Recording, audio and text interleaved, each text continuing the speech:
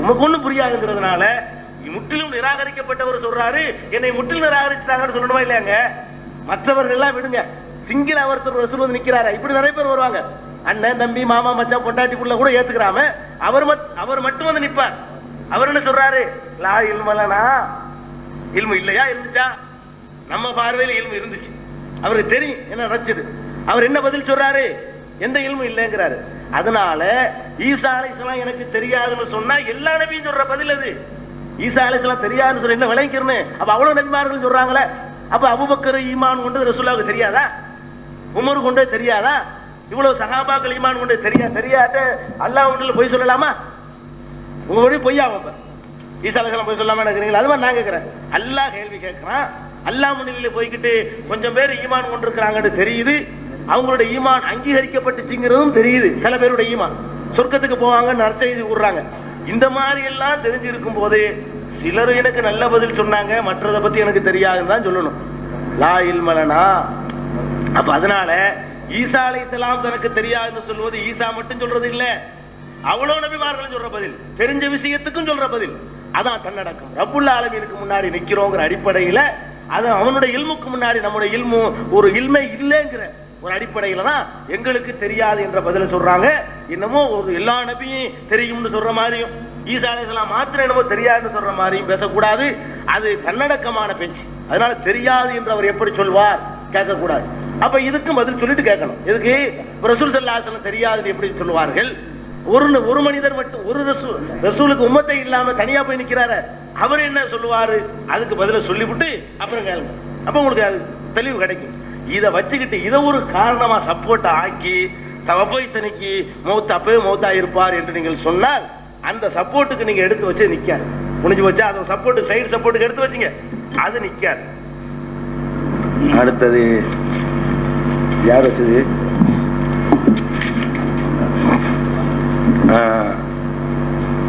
இன்னொரு விஷயம், அதாவது சிலர் மறந்துடக்கூடாது இல்லையா? ஈசா அலைஹிஸ்ஸலாம் குறிச்சு வச்சுதான் அந்த வருஷ பிரகாரம் சொல்லுவாங்க, எல்லாம் கலந்து வரும். ஈசா அலைஹிஸ்ஸலாம் அறிந்திருக்கிறார்கள் ஒரு டாபிக் பதில் சொல்லியாச்சு.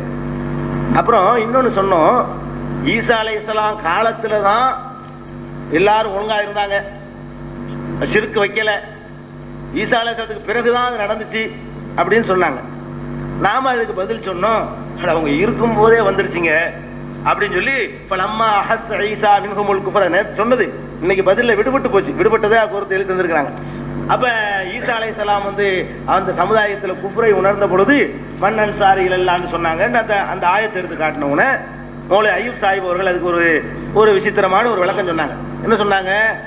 அதாவது ஷிர்க் வேற குஃப்ர் வேற. இது குஃப்ரத்தான் அல்லாஹ் சொல்லி காட்டுறான், ஷிர்க்க சொல்லல. நாங்க சொல்வது ஷிர்க்க சொல்றோம். ஈசா அலைஹிஸ்ஸலாம் காலத்திலேயே அந்த மக்கள் ஷிர்க் வச்சுட்டாங்களாங்கிறத பத்தி தான் பேசுறமே தவிர குஃப்ரை பத்தி பேசல அப்படின்னாங்க. இந்த குஃப்ரு ஷிர்க்குங்கிற வேறுபாடு இருக்குல்ல, இப்ப வர்றாங்க தன்னால அகராதிக்கு வர்றாங்க. குஃப்ரு ஷிர்க்கு குர்ஆனுடைய வழக்குல ஒரே அர்த்தம் தான், நல்லா விளங்கிக்கணும். அகராதியில் எடுத்தா தான் நாத்திகத்துக்கு குஃப்ர். கடவுள் இல்லைன்னு சொன்னா அதுக்கு பேர் குஃப்ர், நிராகரிப்பு. கடவுள் நிறைய இருக்கிறான்னு சொன்னா இணை வைத்தல், ஷிர்க். இது டிக்ஷனரி சொல்லக்கூடிய பொருள். குர்ஆன் வழக்குல குர்ஆனை கொண்டே விளக்கம் சொல்லணும்னு சொன்னாங்களா இல்லையா?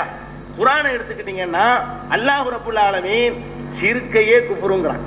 ஷிர்க் என்று சொல்லிக்கிட்டு அதையே என்ன செய்யறான்? அல்லாஹ் குஃப்ருங்கிறான்.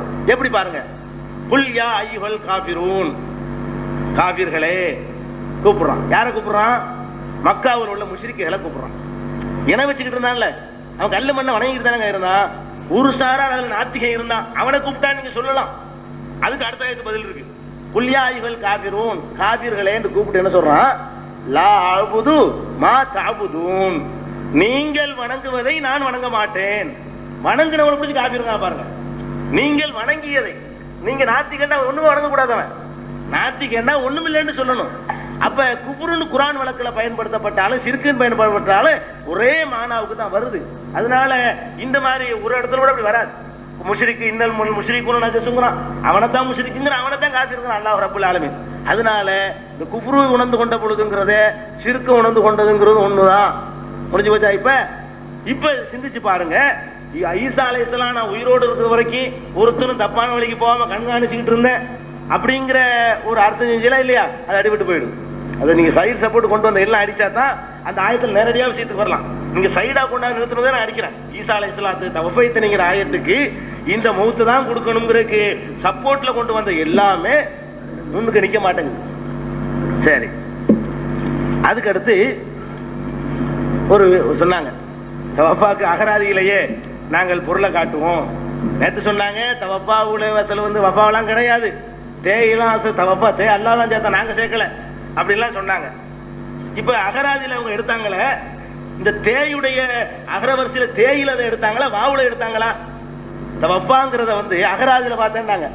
அகராதியில அலிஃபு பே தே இருக்குல்ல, இந்த தேங்கிற வரிசையில தவப்பா வந்துச்சா, அது அப்படி போய்கிட்டு இருந்து வாவுடைய வரிசையில வந்துச்சா? வாவுலாம் போய் எடுத்துருக்காங்க. முக்தார் சஹாகுன்னு ஒரு கிதாபு காட்டினாங்களே, அப்ப தே அசல்ல உள்ளது இல்லைன்னு விளங்குது, விளங்கிக்கிட்டதான் மறுக்கிறாங்க. தேதான் அசல், தவப்பாவுடைய அசல் தேதான்னு சொல்லி அடிக்கிறாங்களே, தே அசல்னு சொல்லக்கூடாது சொல்ல வர்றேன். உங்க உள் மனசே சொல்லுது அது தே வந்து எக்ஸ்ட்ரா சேர்க்கப்பட்டது. அந்த தவப்பாங்கிறது மசீது பீகி, அந்த வசனங்களுக்கு பேர் மசீது பீகி. மசீது பீகினால அசல் வேற இருக்கும், பின்னாடி அது இணைக்கப்படுது ஒரு அர்த்தம் வர்றதுக்காக வேண்டி. இப்ப செய்தான் ஒரு வார்த்தை, அதை செய்ய சொன்னான், செய்வித்தான், இப்படி அதை கூட்டிக்கிட்டே போகலாம் வேற வேற அர்த்தம் வர்றதுக்காக வேண்டி. ஆனா செயல்ங்கிறதுல இருந்துகிட்டே இருக்கும். வந்தான், வர செய்தான், வந்தான்னு அது மூலச்சொல், அதை வர செய்தான் ஆக்குறோம். வர செய்தானுக்கு அசல் என்ன? வந்தான்ங்கிறது தான். வந்தான்னு அதனுடைய அசல். அதே மாதிரி தான் நாங்க சொல்றோம், மூலமா உள்ளது வஃபாங்கிறது தான். அந்த வஃபா தான் வஃபாண்டு ஆகும். அப்புறம் ஒரு தேயை சேர்த்த வஃபாண்டு ஆகும்.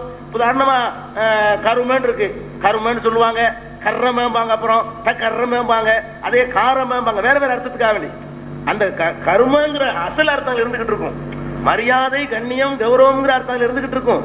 அதை ஒட்டி வெவ்வேறு அர்த்தத்துக்கு மாறும். மரியாதை பெற்றான், மரியாதை செய்தான், ஒருவருக்கு ஒருவர் மரியாதை செய்து கொண்டார்கள், மரியாதையை வேண்டினான், இப்படி அந்த மரியாதை உள்ள இருந்துகிட்டே இருக்கும். அந்த அடிப்படையில தான் நாங்க சொன்னோம், தவப்பாங்கிறது வந்து தவப்பாண்டே ஒரு அசல் சொல்லி இருக்காது. அரபு மொழியில தவப்பாண்டு அசல் சொல்லி இல்ல. அந்த தவப்பாண்டு தல்லம தகர்றம இப்படி எத்தனையோ இருக்குது. இந்த எல்லாத்துலயுமே அந்த தே வந்து பிறகு சேர்க்கப்பட்டதுன்னு சொன்னோம். அது வந்து அதெல்லாம் சேர்க்கல, அதான் அசலு, தவப்பா தான் அசலுன்னு சொல்லி நேற்று அடிச்சு பேசினாங்க. இன்னைக்கு எடுத்து பாக்குறாங்க வஃபாவுல இருந்து எடுத்துருக்காங்க, தே கூடுதல் ஒத்துக்கிட்டாங்க. சரி, அப்புறம் அந்த வஃபாவுல இருந்து அர்த்தம் எழுதி காட்டினாங்கல்ல, கபல ரூப கொண்டு அதை முழுசா வஃபாவுல இருந்து படிச்சுக்கிட்டே வாங்க. அதுல அழகா சொல்லப்படுது. அதாவது அந்த அர்த்தம் ஏன் கொடுக்கப்பட்டுச்சுன்னா, முழுமையாக எடுத்துக்கொள்ளுதல் என்பது எதுலதான் இருக்குது? மௌத்துல தான் ஏற்படுது, உலக வழக்குல. அதன் அடிப்படையில் தான் அதுக்கு மௌத்துங்கிற அர்த்தம் கொடுக்கப்படுதே தவிர அகராதியில் இருக்கிறதுங்கிறதுக்காக கொடுக்க முடியும். அகராதியில் இருக்கிறதுக்குன்னு கொடுத்தா வஃபாவுலே வந்திருக்கிறது. வஃபாவுல மௌத்துங்கிற அர்த்தம் இல்லைன்னா வஃபாவுல மௌத்துங்கிற அர்த்தம் வராது. நல்லா தெரிஞ்சுக்கணும். வஃபாங்கிறதுல அந்த மௌத்துங்கிற அர்த்தம் கிடையாதுன்னா வஃபாவுலையும் கிடையாது. வஃபாவுல இருக்குது, வஃபாவுல இல்லை நீங்க சொல்ல முடியாது. ஏன்னா மூணு அங்க இருந்து வருது. அப்ப வஃபான்னு சொன்னா முழுமையாக கொடுத்தல், முழுமையாக நிறைவேற்றுதல். தவஃபா முழுமையாக பெறுதல், முழுமையா நிறைவேற்றுதல், முழுமையா பெறுதல். இந்த முழுமையா பெறுதல் என்பதுதான் அதனுடைய அர்த்தம். முழுமையா பெறுதல் ஒவ்வொன்றுக்கும் ஒவ்வொரு விதமா வரும். சில இடத்துல மூத்த முழுமையா பெறுதல், சில இடத்துல ஒரு ஆளை முழுசா தூக்கிட்டு போய் முழுமையா தூக்கிட்டு போயிட்டேன்னு சொல்லுவோம். இப்படி பலவிதமான இருக்கு. ஆக அதுல முழுமை பெறுதல்ங்கிறது இருக்கு, அவ்வளவுதான். அந்த முழுமையாக பெறுதல்ங்கிற அர்த்தம் அதுல இருந்து விடுமையானால் அது போதும். அதுதான் அகராதிக்கு நீங்க திரும்பினீங்கன்னா அகராதிக்குள்ள பதில். வஃபாவுல அந்த அர்த்தம் இல்லாம தவஃபாக்கு வர முடியாது. நல்லா தெரிஞ்சுக்கிறங்க. எந்த ஒரு முத்தஅல்லிம்னு சொல்றோம், மாணவன்கிறோம், தஅல்லமன்னு சொல்றோம், அது அலிம இல்முல இருந்து தான் தஅல்லம வருது. அலிமவுல இருந்து ஒரு தேயை சேர்த்து தஅல்லமங்கிறோம். அந்த தஅல்லமவுல தஅல்லம தான் அசலுங்க முடியாது. அலிம தான் அசல், இல்மு தான் அசல். இல்முங்கிற அர்த்தம் வந்துகிட்டே இருக்கும். ஆலிமு, முத்தஅல்லிமு, மாலூமு, இப்படி எல்லாமே. அதனால வஃபாங்கிறதுடைய அசல் முஜர்ரது. கிராமர பேசுறாதா அது முஜர்ரத். இது மசீத். மசீதுங்கிற வார்த்தைக்கு என்ன அர்த்தம்? டைரக்டா என்ன அர்த்தம்? கூடுதலாக சில சொல் சேர்க்க, சில வார்த்தை சேர்க்கப்பட்டதுன்னு அர்த்தம். மசீதுங்கிற வார்த்தைக்கு அர்த்தம் கூடுதலாக சேர்க்கப்பட்டதுன்னு அர்த்தம். வஃபாங்கிறது மசீதுன்னு அரபில ஒத்துக்கிறாங்க, தமிழ்ல வந்து அது ஒத்துக்கிற மாட்டேங்கிறாங்க. மசீதுன்னு சொல்லுவாங்க. வஃபா வந்து முஜர்ரதா மசீதான்னு கேளுங்க, மசீதும்பாங்க. அப்படின்னா என்ன? அசலை விட கூடுதலா ஒரு சொல்லு சேர்க்கப்பட்டிருக்குமாங்க. அப்ப அசல் வேற. அசல் எது? வஃபாங்கிறது. வஃபாவுல என்ன அர்த்தமோ அந்த அர்த்தம் தான் நீங்க மௌத்துன்னு கொடுத்தாலும் அதுல வந்து நுழைஞ்சு நிற்கும். முழுமையா எடுத்தல் இப்படிதான் நடந்துகிட்டு இருக்கு. ஆக முழுமையா எடுத்தல்ங்கிற அர்த்தம் தான் அதுக்கு கொடுக்கணும். முழுமையா எடுத்தல்ங்கிறதுக்கு தடை இருந்தால், அசல் அர்த்தம் செய்வதற்கு தடை இருந்தால் அந்த இடத்துல நீங்க என்ன செய்யலாம், வேற இடத்துக்கு போகலாம். முதல்ல எடுக்கிற முழுமையா எடுக்குதல். என்னை நீ முழுமையாக எடுத்துக்கொண்ட பொழுது நாங்க அர்த்தம் செய்யறோம். இதுக்கு தடையாக நீங்க எதை கொண்டு வந்தீங்க, எனக்கு தெரியாது என்று எப்படி சொல்லுவாங்க, தடையா கொண்டு வந்தீங்க. அந்த தடையை நீக்கிட்டேன். தெரியாதுன்னு எல்லாரும் தான் சொல்லுவாங்க, நீக்கியாச்சு, முடிஞ்சு போச்சா. அப்ப எதையெல்லாம் நீங்க தடையா கொண்டு வந்து அடிபட்டு போச்சுன்னு சொன்னா, என்னை நீ முழுமையாக எடுத்துக்கொண்ட பொழுது சொல்வதற்கு என்ன தடை, ஒரு தடையும் கிடையாது. ஆக முழுமையா எடுத்தல்கிற அர்த்தம் தான் முதல்ல செய்யணும்.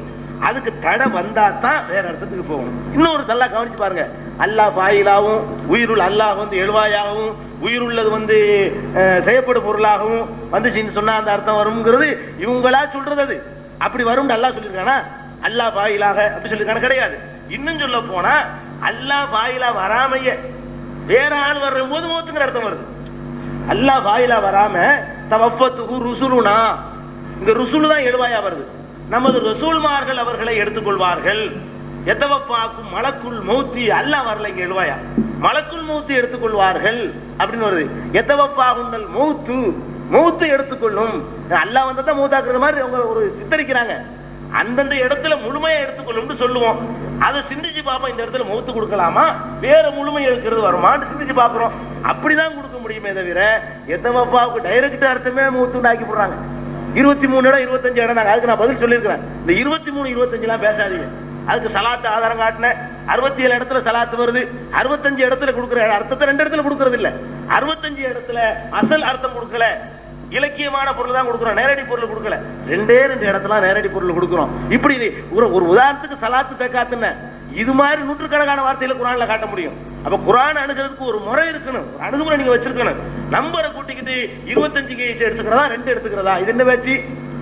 ஹனானம் இல்லதுன்னா தக்காத்தன், நம்முடைய தக்காத்தாக இந்த குழந்தையை கொடுத்தோம்னு சொன்னா தக்காத்து 65 இடத்துல பாக்குறது, 35 இடத்துல பாக்குறது தருமம். ஏழை வரியா கொடுத்தோம்னு சொல்றா, அந்த இடத்துல என்ன பொருந்தோம்னு சிந்திக்கிறமே தவிர எத்தனை இடத்துல வந்திருக்குன்னு சிந்திக்கல. ஆக எத்தனை இடத்துல வந்திருக்குன்னு சிந்திச்சுக்கிட்டாக்க இந்த குழப்பம் இவ்வளவு காரணம் தாங்க. இவ்வளவு காரணம் என்ன தெரியுமா, அவங்க குழம்பு நிக்கிறதுக்கு எத்தனை இடத்துல வந்திருக்கு என்பதை பொறுத்து குர்ஆனுக்கு அர்த்தம் வரும்னு நினைக்கிறாங்க. அது இல்ல, அந்த இடத்தில் முழு அசல் அர்த்தம் பொருந்துமான்னு சிந்திச்சு பாருங்க. பொருந்தும், அழகா பொருந்தும். பொருந்தாது என்பதற்கு நீங்க சொன்ன தடை நீங்கிருச்சு. என்ன தடை சொன்னீங்க, எனக்கு தெரியாதுன்னு இப்படி சொல்லுவாருன்னு.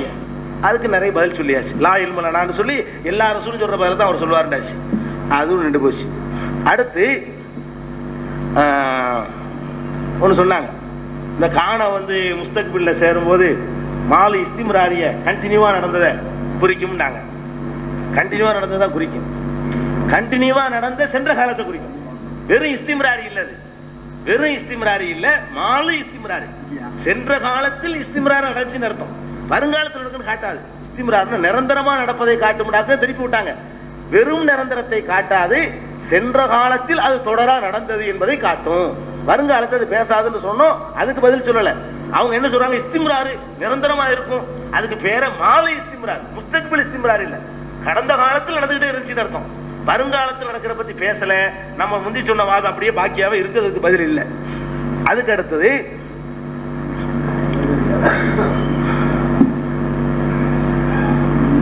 இன்னொன்னு சொன்னாங்க, அந்த ஆயத்துக்கு நான் பதில் சொல்ல சொன்னாங்க. அதாவது உமாஜா அல்நாலி பஷரின் மின் கப்லிக்கல் ஹுல்த, உமக்கு முன்னால் யாருக்கும் நம்ம என்ன செய்யல, ஹுல்தை ஏற்படுத்தல. அந்த ஆயத்துக்கு நான் பதில் சொல்ல விட்டுட்டோம். அதாவது ரசூலுல்லாஹ் பார்த்து அல்லாஹ் சொல்றான், உமாஜா அல்நாலி பஷரின் மின் கப்லிக்கல் ஹுல்த, உனக்கு ஹுல்தை என்ன செய்யல, உனக்கு முன்னாடி எந்த மனிதனுக்கும் ஏற்படுத்தல அப்படின்னு சொல்லிட்டான். இந்த ஹுல்து என்பதற்கு அவங்க ஒரு அர்த்தம் சொன்னாங்க, நீண்ட காலம் இருப்பது.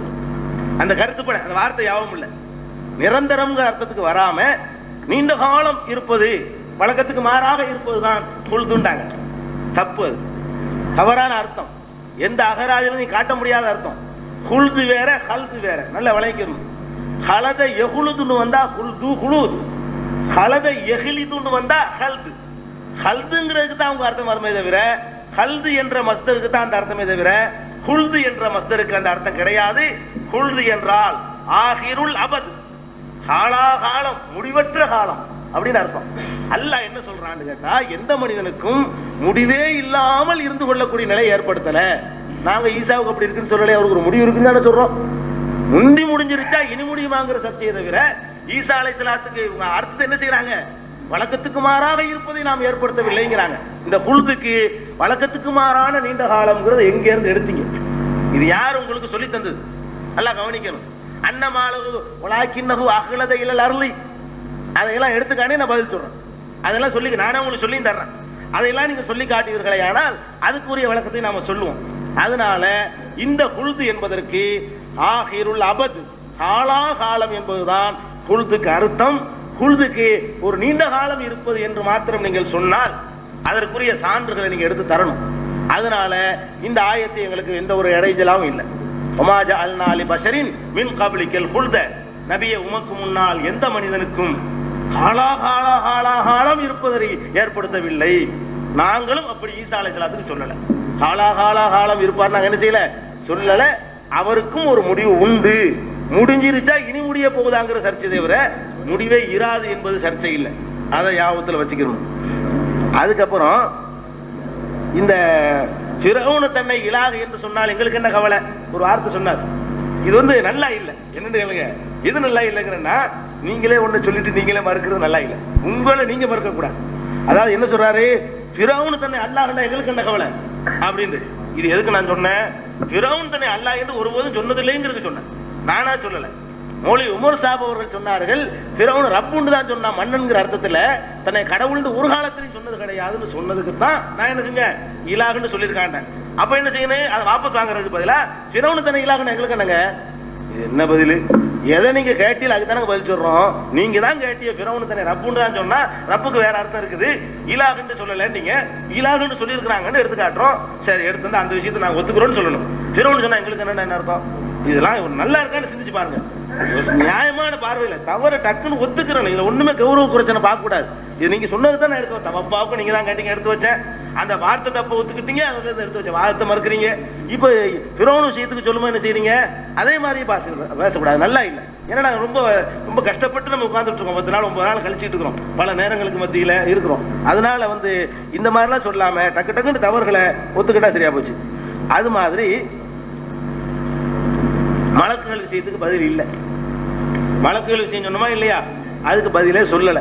மலக்குகள் இன்னைக்கு இருக்கிறாங்களே, இறைவன் அல்லாமல் நீங்கள் யாரை அழைக்கிறீர்களோ அவர்கள் அம்பாத்துகள் தான் என்றதுக்கு மலக்குகள் உயிரோடு இருக்கிறாங்கன்னு சொன்னதுக்கு பதில் இல்லை. சைத்தானுக்கு மட்டும் பதில் சொன்னாங்க. என்ன சொன்னாங்க? சைத்தானை கொண்டாந்து காட்டுண்டு, மலக்கையும் கொண்டாந்து காட்டுன்னு அடுத்த பதில் அதான் சொல்லுவாங்க நினைக்கிறேன். மலக்கு உயிரோட இருந்தா கொண்டாந்து காட்டுன்னு சொல்லுவாங்க நினைக்கிறேன். நாங்க கொண்டாந்து காட்டினா மட்டும் நம்ப மாட்டோம், அல்லாஹ் சொன்னாலும் நம்பிக்கிறோம். மலக்கு உயிரோடு இருக்கிறாங்கிறது அல்லாஹ் சொல்லி நாங்க நம்புறோம். நீங்க கொண்டாந்து காட்டினாதான் நம்புவோம்னா அப்புறம் இப்படி அல்லாவையும் கொண்டாந்து காட்டி நம்பிக்கிறீங்க. இப்படி சொல்லக்கூடாது. சைத்தானை கொண்டாந்து காட்ட முடியுமான்னு கேட்டாங்க. இதெல்லாம் என்னங்க நம்ம அப்படியே பேசிட்டு இருக்கிறோம்? குர்ஆன் சுன்னாவுல நம்ம காணாததை சொன்னாலும் ஏத்துக்கிறோம், நம்ம பார்க்காத சொன்னாலும். சைத்தானை வணங்கினா சொன்னாங்க, சைத்தான் உயிரோடு இருக்க காட்ட முடியுமாண்டாங்க. அப்ப சைத்தான் உயிரோடு இல்லைன்னு சொல்ல வர்றாங்க வளருக்கு. அது வழி கெடுக்கிறதுலாம் கிடையாதுன்னு சொல்ல போறாங்கன்னு நினைக்கிறேன். அதனால அந்த மாதிரிலாம் சொல்லக்கூடாது. அதுக்கப்புறம் இலாஹுக்கு பல அர்த்தம் இருக்குன்னாங்க. இலாகே இல்லைன்னாங்க முதல்ல. அப்புறம் இலாஹுக்கு பல அர்த்தம் இருக்குது. என்ன பல அர்த்தம் இருக்குது? மனோ இச்சை இலாகுன்னு சொல்லப்படுது அப்படின்னு சொல்லிட்டு, அபராயித்த மனிதகத இலாஹு ஹவாஹு, யார் தன்னுடைய மனோ இச்சையை இலாகா ஆக்கி கொண்டானு இருக்கு. இந்த இடத்துல என்ன சொல்லப்படுது? மனோ இச்சைக்கு மனோ இச்சை தான் அர்த்தம், இலாஹுக்கு கடவுள்னு தான் அர்த்தம். மனோ இச்சையை கடவுளாக ஆக்கி கொண்டானதான் மறுபடியும் அர்த்தம். அந்த இலாஹுக்கு கடவுளுங்கிற அர்த்தம் மாறல. கடவுளை ஒண்ணு ஆக்குறான், கழுதையை கடவுள் ஆக்குறான், கல்ல கடவுள் ஆக்குறான், ஈசாவை கடவுள் ஆக்குறான், மூசாவை கடவுள் ஆக்குறான், ஒருத்த மனோ இச்சையை கடவுள் ஆக்கிறான். ஆக கடைசியில் இந்த இலாஹ் கடவுளுங்கிற அர்த்தத்தில் அங்கே நிற்கிறத தவிர இலாகை எதை இலாஹ் ஆக்குறாங்கிறது அங்க மாறுது. கல்ல இலாஹ் ஆக்குவான். உதாரணமா கழுதை இலாஹாக்கி விட்டான்னு சொன்னா இலாஹுக்கு கழுதைன்னு அர்த்தமா? இலாஹுங்கிற வார்த்தை கழுதைன்னு அர்த்தமா? அப்படி அர்த்தம் கிடையாது. கழுதையை இவன் இலாக ஆக்கிக்கிட்டான்னு தான் அர்த்தம் வரும். அந்த மாதிரி சொல்ற வாசகத்தை எடுத்து வச்சுக்கிட்டு ஃபிரௌன் சொன்ன இலாக அர்த்தம் செய்யறாங்கன்னு நம்ம என்ன பண்றது? அதனால இப்ப ஒண்ணு தெளிவாயிடுச்சு, இந்த அம்பாத்துங்கிற ஆயத்தை அவங்க பயன்படுத்த முடியாது. ஒமாஜால் நாலி பஷர் மின் கபலிக்கல் குல்த, அதை பயன்படுத்த முடியாது. குல்துக்கு நிரூபிச்சு காட்டுற வரைக்கும். அது மாதிரி இந்த தவப்பாக்கு என்னென்ன தடயங்களை சொன்னாங்களோ அதுவும் பயன்படுத்த முடியாது, அந்த புறச்சான்றுகளை வச்சு. அதே மாதிரி மல் மசீஹ் இப்னு மரியம இல்லா ரசூல் பயன்படுத்த முடியாது, உமா முஹம்மது இல்லா ரசூல் பயன்படுத்த முடியாது. அடுத்தபடியாக அவங்க ஆதாரத்துல மிச்சம் இருக்கிறது இப்ப கடைசியா எடுத்து வச்ச ஒரு வசனம். என்ன வசனம்? அல்லாஹ் அந்த ஆயத்தை எடுங்க, முழுசா எழுதிருக்கீங்களா? சரி. அதாவது எதையுமே ஆதிபாதியா கவனிச்சா சில விபரீதமான அர்த்தம் வரும் இல்லையா? லாயிலாகோட நிறுத்திட்டா கடவுள் இல்லைன்னு ஆயிரும். இல்லல்லாம சேர்த்தா ஒழுங்கான அர்த்தம் பண்ணும். இவங்க என்ன செஞ்சாங்க, ஒரு டாபிக்ல ஒரு ஸ்டேஜ்ல பாதியில் கொண்டாந்து வச்சிருக்காங்க, அடுத்த பகுதிக்கு போகல. அடுத்த பகுதிக்கு போனா அதனுடைய அர்த்தம் வேற. அதுக்காக வேண்டி என்ன செஞ்சாங்க, மாதும் ஹையாண்டு கொண்டாந்து நிப்பாட்டினாங்க. இன்னொருடைய வாக்குமூலம் நிறைய வருது, ஈசா அலைஹிஸ்ஸலாம் வாக்குமூலம். அதை அப்படி சேர்த்தாங்கன்னு வைங்களேன், அர்த்தமே வேறையா போயிடுது. அர்த்தமே வேறையா போயிடுது. இப்ப பாருங்க, ஈசா அலைஹிஸ்ஸலாம் பேசுறாங்க, வாக்குமூலம் தர்றாங்க. கால இன்னி அப்துல்லா, நான் அல்லாஹ்வுடைய அடிமை. ஆத்தானியல் கிதாப், அவன் எனக்கு வேதத்தை தந்திருக்கிறான். ஓ ஜஅலனி நபியன், என்னை நபியாகவும் ஆக்கியிருக்கிறான். ஓ ஜஅலனி முபாரக்கன், பாக்கியம் பெற்றவனாகவும் என்னை ஆக்கியிருக்கிறான். ஐனமா குந்து, நான் எங்கே இருந்தாலும் என்னை நபியாகவும் ஆக்கியிருக்கிறான், பாக்கியம் பெற்றவனாகவும் ஆக்கியிருக்கிறான். வௌசானி பிஸ்ஸலாத்தி வஸகாத்தி, தொழுமாறும் ஜகாத்து கொடுக்குமாறும் எனக்கு வசியத்து செய்திருக்கிறான். மாதும்து ஹய்யா, நான் உயிரோடு இருக்கும் காலமெல்லாம் அல்லாஹ் வந்து நினைஞ்சிருக்கிறான், தொழ வேண்டும் என்றும் ஜகாத்து கொடுக்க வேண்டும் என்றும் எனக்கு கட்டளையிட்டு இருக்கிறான். இத வரைக்கும் வாசிச்சு, அப்ப உயிரோடு இருக்கிற காலமெல்லாம் அவர் ஜகாத்து கொடுக்கணுமே. யாருக்கு கொடுப்பாரு? முதல் வாங்குறதுக்கு ஆள் வேணும், ஜகாத்து கொடுக்கறதுக்கு பணம் வேணும். இன்னைக்கு வரைக்கும் உயிரோடு இருக்கிறாருன்னு சொன்னா அதை எப்படி கொடுக்க முடியும்? சலாத்துன்னு சொல்றான கிப்லா எது, எங்க ஒழு செய்வாரு, எந்த இடத்துல தொழுவாரு, இப்படி எல்லாம் ஒரு எந்த தொழுகையை தொழுவாரு? இஸ்ரவேலர்களுடைய அந்த தொழுகையை தொழுவாரா, அல்லது அவர் நுபுவத்து முடிஞ்சதுனால உம்மத்தை முகமதியா தொழுகை தொழுவாரா? உம்மத்தை முகமதியா தொழுகை தொழுகிறதா இருந்தா அதை அவர் கற்றுக் கொடுத்தது யாரு? இவ்வளவும் கேட்டாங்க. இவ்வளவு கேள்விக்கும் பதிலே வேண்டியதில்லை. இவங்க செஞ்ச இவங்க அந்த அடுத்த வரியை விட்டதுனால அதுக்கு வந்து எல்லாம் அடிபட்டு போச்சு. அடுத்த வரி விட்டதுனால நினைச்சிருச்சு.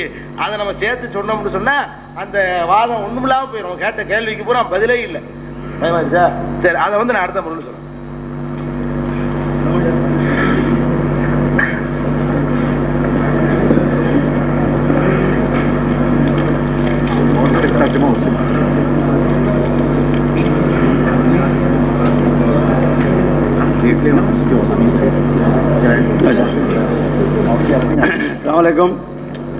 அதாவது திருக்குரானிலிருந்து ஒரு வசனத்தை ஓதி அதனுடைய விளக்கம். திருக்குரான் தமிழாக்கம் பி ஜெய்னுலாபிதீன். வெளிவந்துவிட்டது 8வது பதிப்பு. அனைவருக்கும் புரியும் எளிய நடை, தேவைப்படும் வசனங்களுக்கு தெளிவான விளக்கங்கள், கலை சொற்களின் விளக்கங்கள், திருக்குரான் எவ்வாறு அருளப்பட்டது, எவ்வாறு தொகுக்கப்பட்டது என்பது குறித்து முழுமையான விளக்கம். நபிகள் நாயகம் ஸல்லல்லாஹு அலைஹி வஸல்லம் காலம் முதல் இன்று வரை குர்ஆன் பாதுகாக்கப்பட்ட வரலாறு, திருக்குரான் இறைவனின் வார்த்தைகள் என்பதற்கான அடுக்கடுக்கான ஆதாரங்கள், முந்தைய பதிப்புகளை விட மெருகூட்டப்பட்ட செய்திகள், கூடுதலான பக்கங்கள், அழகிய வடிவமைப்பு, உயர்தரமான பைண்டிங். விலை ரூபாய் 300 மட்டுமே. வெளியீடு மூன் பப்ளிகேஷன், நம்பர் 83/3, முதல் மாடி, மூர்தரு, மண்ணடி, சென்னை 1. போன் 65690810.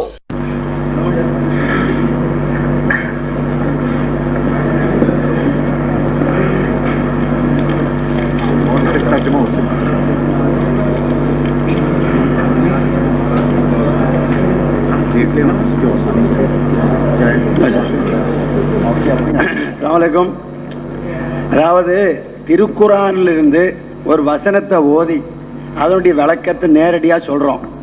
அந்த வசனத்திலிருந்து நாங்க விளக்க விரும்புற எடுத்து வைக்கிற கருத்து என்னங்கிறது தெரிஞ்சோ தெரியாமலோ அதை பற்றி கண்டு கொள்ளாமல் வார்த்தைகளை அகராதியில புரட்டியே பார்க்கணும், அப்படியே காலத்தை ஓட்டிட்டு இருக்கணும்னு நினைக்கிறாரு போல இருக்குன்னு உறுதியா சொல்லுவேன். வேற வழியே இல்லை. பாருங்க, இப்ப ஒரு வசந்த சொன்ன ஹுல்துக்காக வேண்டி உடனே தூக்கிட்டாரு, எங்கேயும் கிடையாது. முஃபரதாத்துல் குர்ஆன், இமாம் ராகிபுல் அஸ்வானி, அதாவது திருக்குரானுடைய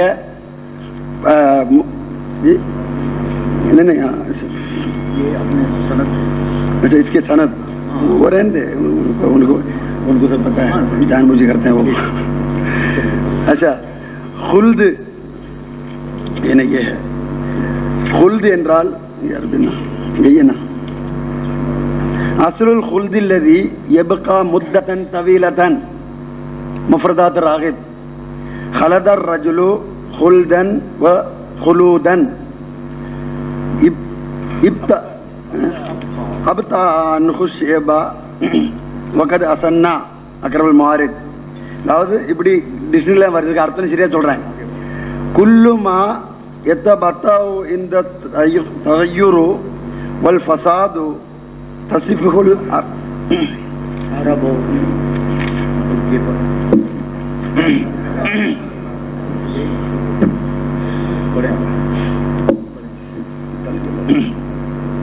الخلود الخلود. நீங்க கேட்டீங்க அர்த்தம், இது ஒன்னதான் சொல்லுவேன், கேட்டுக்கிடுங்க. என்ன சொல்லுன்னா, சும்மா நீங்க இந்த சொல்ல கேட்டு கேட்டு அதை அப்படி இல்லை எப்படி சொல்லி காலத்துக்கு அடுத்துன்னு பாக்குறீங்க, வேற ஒண்ணும் கிடையாதுங்கிறது நல்லா புரிஞ்சுக்கிட்டு சொல்றேன். ஆனா நம்ம சும்மா சொல்லலைங்கிற காட்டு தான் அகராதியை சொல்றேன்.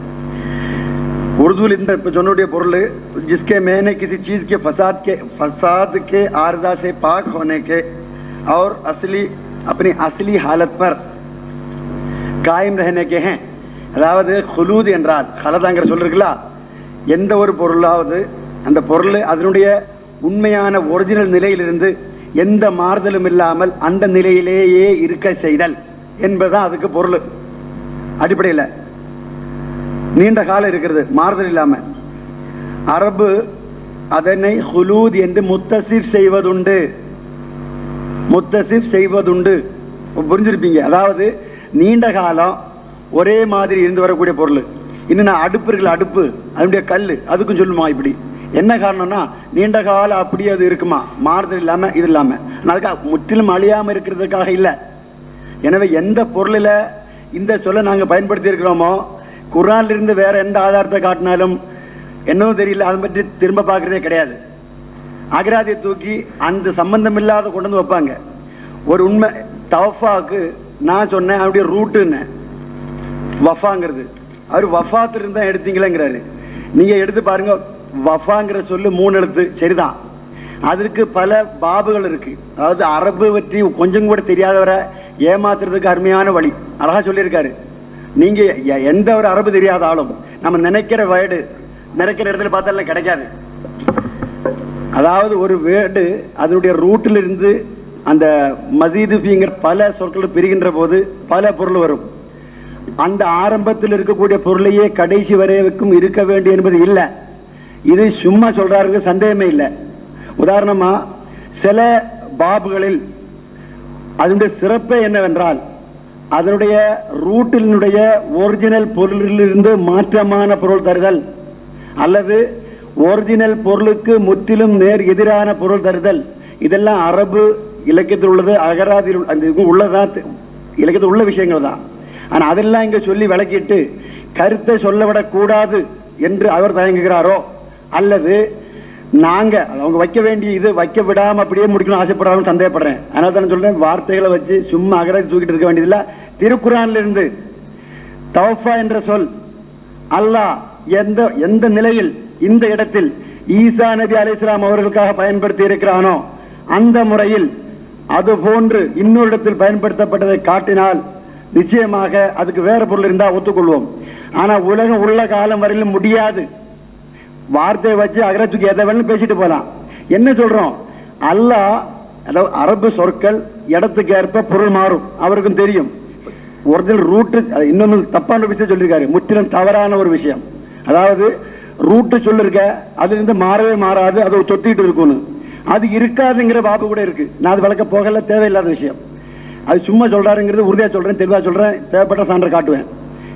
அதாவது தேவையில்லாம சொற்களை விளக்கி அகராதி எடுத்து போயிட்டே இருக்காரு. நாங்க சொல்லக்கூடிய கருத்தை பொருட்படுத்ததே இல்லை. நாங்க என்ன சொல்றோம், அந்த வசனத்துல திருக்குர்ஆன்ல அல்லாஹ் தவஃபைத்தனிங்கிற சொல்ல ஈசா அலைஹிஸ்ஸலாத்துக்காக பயன்படுத்தி இருக்கான் என்றால் எந்த வகையில் அங்க பயன்படுத்தப்பட்டிருக்கோ அதே மாதிரி பிற 23, 24, 21+23 இடங்களில் பயன்படுத்தப்பட்டிருக்கு. எல்லா இடத்திலும் ஒரே பொருள் தான் சொல்றோம். இவங்க அழக என்ன சும்மா ஜக்காத்து அப்புறம் என்னது சலாத்தை தூக்கிட்டு இருக்காங்க. பாருங்க அது என்ன வருது, கொஞ்சம் கூட யோசனை பண்ணக்கூடாதா? ஜக்காத்துக்கு அகராதியில பொருள் இருக்கு. திருக்குர்ஆன்ல 2 இடங்களை தவிர மற்ற எந்த இடங்களிலும் அந்த அகராதி பொருள் பயன்படலாம். அது ரொம்ப கவலையா இருக்கு. ஜக்காத்துங்கிற சொல்ல அல்லாஹ் ஒரு பொருளில் ஒரு கருத்தில் தொடர்ந்து பயன்படுத்தி வருகிறான். 2 இடங்களில அந்த ஜக்காத்துங்கிற சொல்லு தோன்றிய ரூட்டின் அடிப்படையில் அதற்கு அகராதி பொருளை கொள்கிறோம். சும்மா ஒண்ணும் கொள்ளல. அங்க ஜக்காத் அந்த குழந்தையை ஜக்காத்தாக இருக்கு, சும்மா காரணம் இல்லாம சொல்லல. அதையும் சொல்லி விளக்கிட்டு டைம் பார்க்க விரும்பல. எனவே அது அகராதியில் உள்ள சொல்ல குறைந்த இடத்துல பயன்படுத்தப்பட்டிருக்கிறாரு. இங்க ஒரு இடத்துலயாவது பயன்படுத்தி நிறுவீங்களே, முழுக்க முழுக்க தூக்கி கொண்டாருங்கிறீங்களா? நான் கேட்கிறேன், ஈசா அலைஹிஸ்ஸலாம் அவர்களை அந்த இடத்தில் முழுக்க முழுக்க தூக்கி கொண்டாருன்னு சொன்னா கூட அதுக்கப்புறம் அந்த பொருளை மறுக்கக்கூடிய கருத்தை அவர் நல்ல தெளிவா சொன்னார். ரொம்ப அல்ஹம்துலில்லாஹ், நன்றி சொல்லணும் அவருக்கு. என்ன சொல்றேன்னா, நான் சொல்ல வந்தா சொல்றாங்க, சொல்ல இருந்தேன் சொல்லணும் இருந்தேன், அது வழக்கமா சொல்றாங்க. ஈசா அலைஹிஸ்ஸலாம் அவர்களுக்கு ஃபலம்மா தவஃபைத்தனி என்ற இடத்துல தவஃபாங்கிற சொல்லுக்கு மரணம் என்றுதான் பொருள் நாங்க சொல்றோம். அது இல்லைங்கிறதுக்காக வேண்டி ஆதாரம் இல்லாம சில விஷயங்களை நிறைய பேசிட்டு வந்தோம். பேசினதுல குர்ஆன்ல இருந்தோ அதீதில் இருந்தோ தவஃபா என்ற சொல்லிற்கு உயிரை கைப்பற்றுதல் என்ற பொருள் கிடையாது என்று காட்டவே இல்லை. முழுக்க முழுக்க உடலோடு ஒரு மனிதனை விண்ணிற்கோ அல்லது பிற எந்த இடத்திற்கோ தூக்கி செல்வதற்கும் தவஃபா என்ற பொருள் சொல் பயன்படுவது உண்டு என்பதற்கு ஒரு சொல்லு கூட காட்டவில்லை. ஆக மொத்தம் காட்டியது என்ன? விலையை கொடுக்கிறது. ஒரு சொல்லையாவது திருக்குர்ஆனில் இருந்தாவது அதீதில் இருந்தாவது உடலோடு ஒரு மனிதனை தூக்குவதற்காக தவஃபா என்ற சொல்ல பயன்படுத்தியதை காட்டினார்களா? காட்டவில்லை, காட்டவும் முடியாது, ஒரு நாள் காட்ட முடியாது, ஒரு நாள் காட்ட முடியாது. இல்ல, அதை விட்டு வேற விஷயங்களை பேசிட்டே இருப்பாங்க. இருக்கட்டும். அடுத்து இந்த சொன்னாங்க தூக்குறது, மொத்தமா தூக்கிட்டா வச்சுக்கணும். ஈசா அலைஹிஸ்ஸலாத்தை அப்படியே உடலோட உயிரோட தூக்கியாச்சு. அதுக்கப்புறம் மறுமையில் பின்னால் இங்க வந்து போய் சொல்லுவாங்களே, அவங்க சொன்ன கருத்தை வச்சு பார்ப்போம். ஈசா அலைஹிஸ்ஸலாம் முற்றிலுமாக தூக்கப்பட்டாச்சு. தூக்கப்பட்டதுக்கு அப்புறம் என்ன? மறுமை வரையிலும் இந்த கேள்வி கணக்கு நடக்கிறது மறுமையில. அது வரையிலும் அவர் அதை பற்றி அவங்கள பற்றி தெரியாது, மக்கள் வணங்கியது குறித்து தெரியாது என்பதுதான் அதுக்கு நாங்க கரீனா உறுதியா சொல்றோங்கிறோம். அதாவது ஈசா அலைஹிஸ்ஸலாம் அவர்கள் தவஃபா அதாவது வஃபாத் ஆனதுக்கு அப்புறம் மறுமையில தான் சந்திக்கிறோம். அந்த வேளையில் அல்லாஹ்விடத்தில் இவர்கள் எங்களை வணங்கி வந்ததை நான் அறிய மாட்டேன் என்று சொன்னது, அந்த அறியாமைக்கான காரணம் வஃபாத் என்று சொன்னதனால் திரும்ப இந்த உலகிற்கு வரமாட்டார் என்ற கருத்து இருப்பதனால தான் வலியுறுத்துகிறோம் என்கிறார்கள். உண்மைதான். அதாவது நல்லா கேட்டுக்கணும், ஈசா அலைஹிஸ்ஸலாம் இப்ப உலகத்தில் இல்ல, எல்லாருக்கும் தெரியும். நாங்க என்ன சொல்றோம், இறந்து போயிட்டாங்க.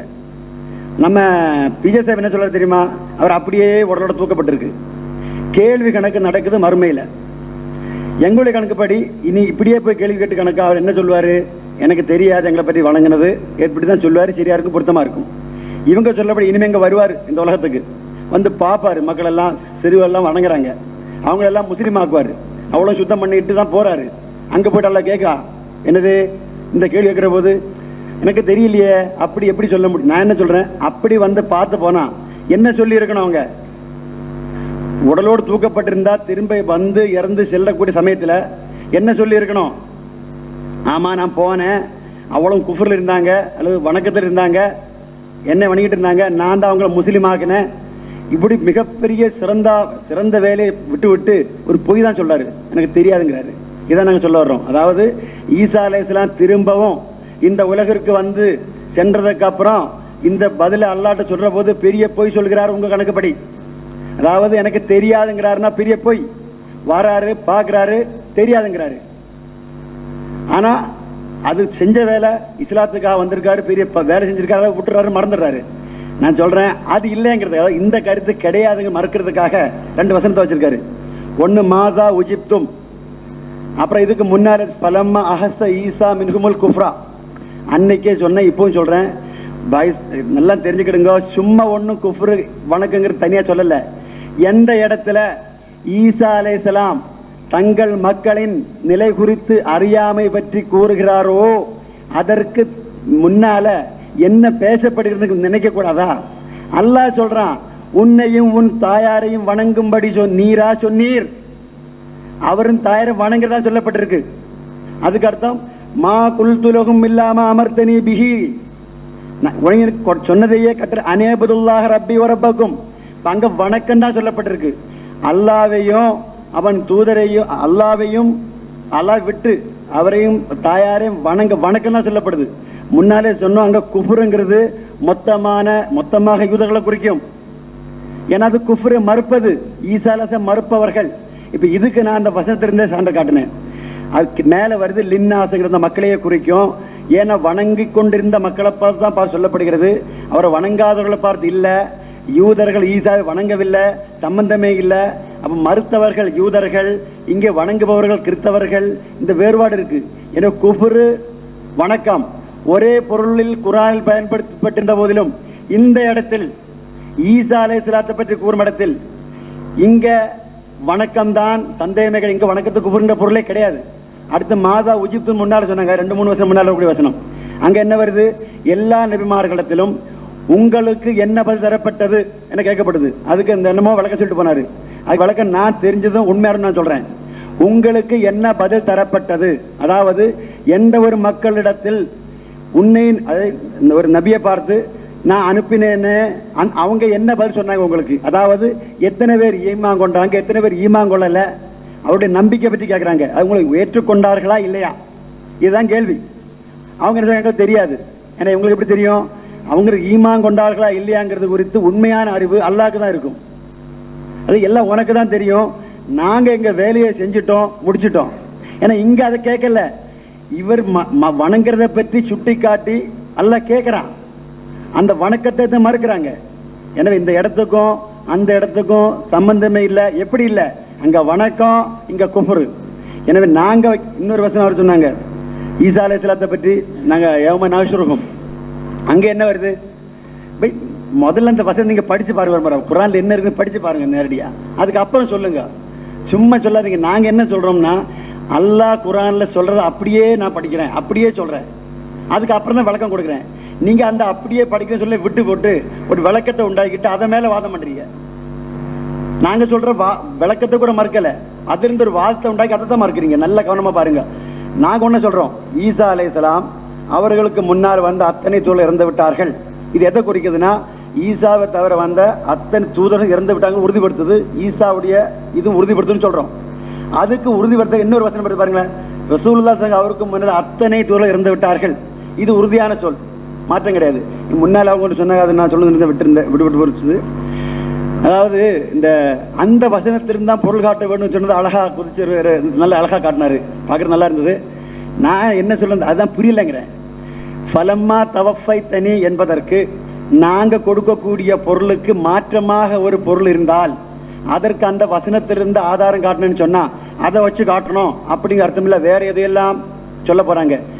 என்ன சொல்ல, ஒரு வசனத்துக்கு பொருள் கொடுக்கிற போது அந்த சொல்லுக்கு இருக்கக்கூடிய உண்மையான பொருள் ஒரிஜினல் அவர் ஹக்கீகி மானி சொன்னைக்கு விளக்குனார, அதற்கு மாற்றமான பொருள் கொள்ள வேண்டுமானால் அதற்கான சூழ்நிலை அந்த வசனத்திலிருந்து அக்கம் பக்கத்திலிருந்து காட்டணும். அதான் சொல்றேன். உதாரணமாக சொல்றேன், பிஜே சாஹிப் அவர்கள் எங்கென்று கருத்து, அதாவது ஷஹீதன் என்பதற்கு அவரை கண்காணித்து வந்தார், அவருடைய வணக்கத்தை பற்றி அறிந்திருந்தார் என்பதை மறுப்பதற்காக அது யூதர்கள் விஷயம், அவர் இருக்கும் நிலையிலேயே குஃப்ர் நடந்ததுன்னு சொன்னாங்க. இப்ப நான் என்ன சொன்னேன், அது யூதர் கிடையாது, இங்க இஸ்ரவேலர்களை தான் குறிக்கும் என்று அந்த வசனத்திலிருந்து 2 விஷயத்தை காட்டினேன். அந்த வசனத்திலிருந்து 2 விஷயங்களை காட்டினேன். ஒன்னு லின்னாசிங்கிற ஒரு மக்களை குறிக்கும் அப்படி சொல்லிட்டு அந்த வசனத்திலிருந்து காட்டியுள்ள லின்னாசி என்பது ஈசாவே குறிக்கும் என்பதற்கு அலிஃப்லாம் உள்ளதனால் நான் சொன்னேன், பனி இஸ்ராயலுக்கு மட்டும் தூதராக வந்தவர் இஸ்ரவேலர் தான் வைத்திருக்க அந்த உதாரணமா காட்டினேன். அப்ப அந்த வசனத்திலிருந்தே நான் சொல்லக்கூடிய பொருளுக்கு அதை தான் கொள்ள முடியுங்கிறதுக்கு அந்த வசனத்துல காரணம் காட்டுறேன். அதை மாதிரி காட்டத்தான் சொல்கிறேனே தவிர அந்த வசனத்தை வச்சுதான் நிரூபிக்கணும் இப்படி எல்லாம் நான் சொல்லல. இது மாதிரி சொன்ன விஷயங்கள் நிறைய சம்பந்தம் இல்லாத விஷயங்களை பேசிட்டு போறாங்க. சம்பந்தம் இல்லாத வாதத்தோட சம்பந்தம் இல்ல. நாங்க வாதத்துக்கு ஆதாரம் வைக்கிற ரூட் உயிர் அதை விட்டுறாங்க. அதை விட்டுட்டு அந்த சொற்களை வசனங்களை அதோட சம்பந்தப்பட்ட வட்ட வசனங்களே பேசிட்டு போறாங்க. நூலுக்கு ஒரிஜினலுக்கு வாங்கல. ஈசா அலைஹிஸ்ஸலாம் அவர்களுக்கு முன் தோன்றி அத்தனை தோழர்கள் இறந்து விட்டார்கள். அல்லாஹ் முகமது ஸல்லல்லாஹு அலைஹி வஸல்லம் அவர்களுக்கு முன் தோன்றி அத்தனை தோழர்கள் இறந்து விட்டார்கள். ரசூலுல்லாஹ்வுடைய கூற்று, இது ஒன்றும் மறக்க மாட்டாங்க. ரசூலே கரீம் ஸல்லல்லாஹு அலைஹி வஸல்லம் அவர்கள் இறந்து விட்டார்கள் என்பதற்கு அபூபக்கர் சித்திக் ரலியல்லாஹு அன்ஹு அவர்கள் இந்த வசனத்தை எடுத்துக்காட்டி அந்த முறையை திருக்குர்ஆன் கூற்றுப்படி நாங்க எடுத்து காட்டணும். அது குர்ஆனுடைய வசனத்தை நம்முடைய கருத்துக்காக பயன்படுத்தணுங்கிறதுக்காக வேண்டி ஆதாரமா வச்சோம். கண்டுகிட்டதே கிடையாது. இன்னும் சொல்றேன், முழுக்க உயிரை தூக்குறது, ஒரு பொருளை தூக்குறதான் தவஃபா தவஃபா தவஃபான்னு சொல்லிட்டு இருக்காங்க. ஒரு ஆதாரத்தையும் காட்ட மாட்டாங்க. உயிர் உள்ள ஒரு பொருள் உடலோட சேர்த்துக்கிற இந்த உடலோட சேர்த்து இருக்குல்ல, ஏன் ஒரு உதாரண வீரருக்கு இல்ல உலகத்துல எந்த ஒரு மனிதனுக்கும் இந்த உருப்படல கேட்டாங்க. இவங்க துவா செஞ்சுட்டே வர்றாங்க. ஏன் இது நாள் வரையிலும் வெளியேறல, ஏற்றுக்கொள்ளப்படல? உதுவுனி அஸ்தஜிபிலக்கும், துவா செய்யுங்கோ தர்றேன். ஒமா துவாவுல் காஃபிரின் இல்லா லலாலிம் மஹீத். காஃபிர்களுடைய துவா தான் வழிகள் இருக்கிறது. அதாவது வழிகேடர்களுடைய, காஃபிர்களுடைய துவா தான் வழிகேட்டில் போகும். அப்படி சொன்ன என்ன அர்த்தம்? ஒரு பக்கம் அல்லாஹ் என்ன சொல்றான்? மோமின்களுடைய துவா ஏற்றுக்கொள்ளப்படுகிறது, மற்றவர்களுடைய துவா ஏற்றுக்கொள்ளப்படுறது இல்ல, காஃபிர்களுடைய வழிகேட்டில் போயிடுது. இப்போ இந்த துவா அல்லாஹ் கற்று தந்திருக்கிறான். வத்தவஃபனா மஅல் அப்ரார், நல்லவருடன் சேர்ந்து தவஃபா செய்வாயாக. ரசூலுல்லாஹ் இருந்து எல்லாரும் ஓதிட்டே வர்றாங்க ஸல்லல்லாஹு அலைஹி வஸல்லம். ஆனா இது நாள் வரையிலும் உங்கள் கருத்துப்படி உம்மத்தே முஹம்மதியாவில் காஃபிர் அல்லாத எவரும் இல்ல. இருந்தால் நிச்சயமாக நீங்க சொல்லக்கூடிய பொருளில் நடந்திருக்க வேண்டும். உங்களுடைய கருத்துப்படி இந்த வசனத்தை வைத்து பார்க்கின்ற போது அல்லாஹ் என்ன சொல்றான்? அல்லாஹ் துவா கேட்டால் கட்டாயமாக அல்லாஹ் ஏற்றுக்கொள்வான், காஃபிர்களுடைய துவா ஏற்றுக்கொள்ள மாட்டான். நான் கேட்கிறேன், வத்தவஃபனா மஅல் அப்ரார் என்ற துவாவை எவருடையதாவது அல்லாஹ் ஏற்றுக்கொண்டிருக்கிறானா? உங்களுடைய கருத்துப்படி ஈசா அலைஹிஸ்ஸலாம் ஒருவரின் துவா மட்டும்தான் அல்லாஹ் ஏற்றுக்கொண்டிருக்கிறான்.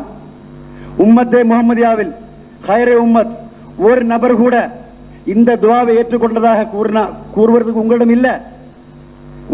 உங்களுடைய இந்த வசனத்தை நீங்க கொடுக்கும் பொருளின்படி உம்மத்தே முஹம்மதியாவில் ஒருவர் கூட காஃபிர் அல்லாதவர் இல்லை என்று உறுதியாகி உங்களுடைய கூற்றுப்படி நாதுபில்லாஹ் சொல்ல மாட்டோம். உம்மத்தே முஹம்மதியாவில் ஒருவர் கூட முஸ்லீம் இல்லை என்று ஆக்கக்கூடிய உங்களுடைய கருத்து, உங்களுடைய சொல் பொருள், இந்த அகராதி பொருள் இங்க சேர்க்கவே முடியாது. அதை முதல்ல சொல்லிட்டு வர்றோம். எனவே மேற்கொண்டு பேசுவோம். அஸ்ஸலாமு அலைக்கும்.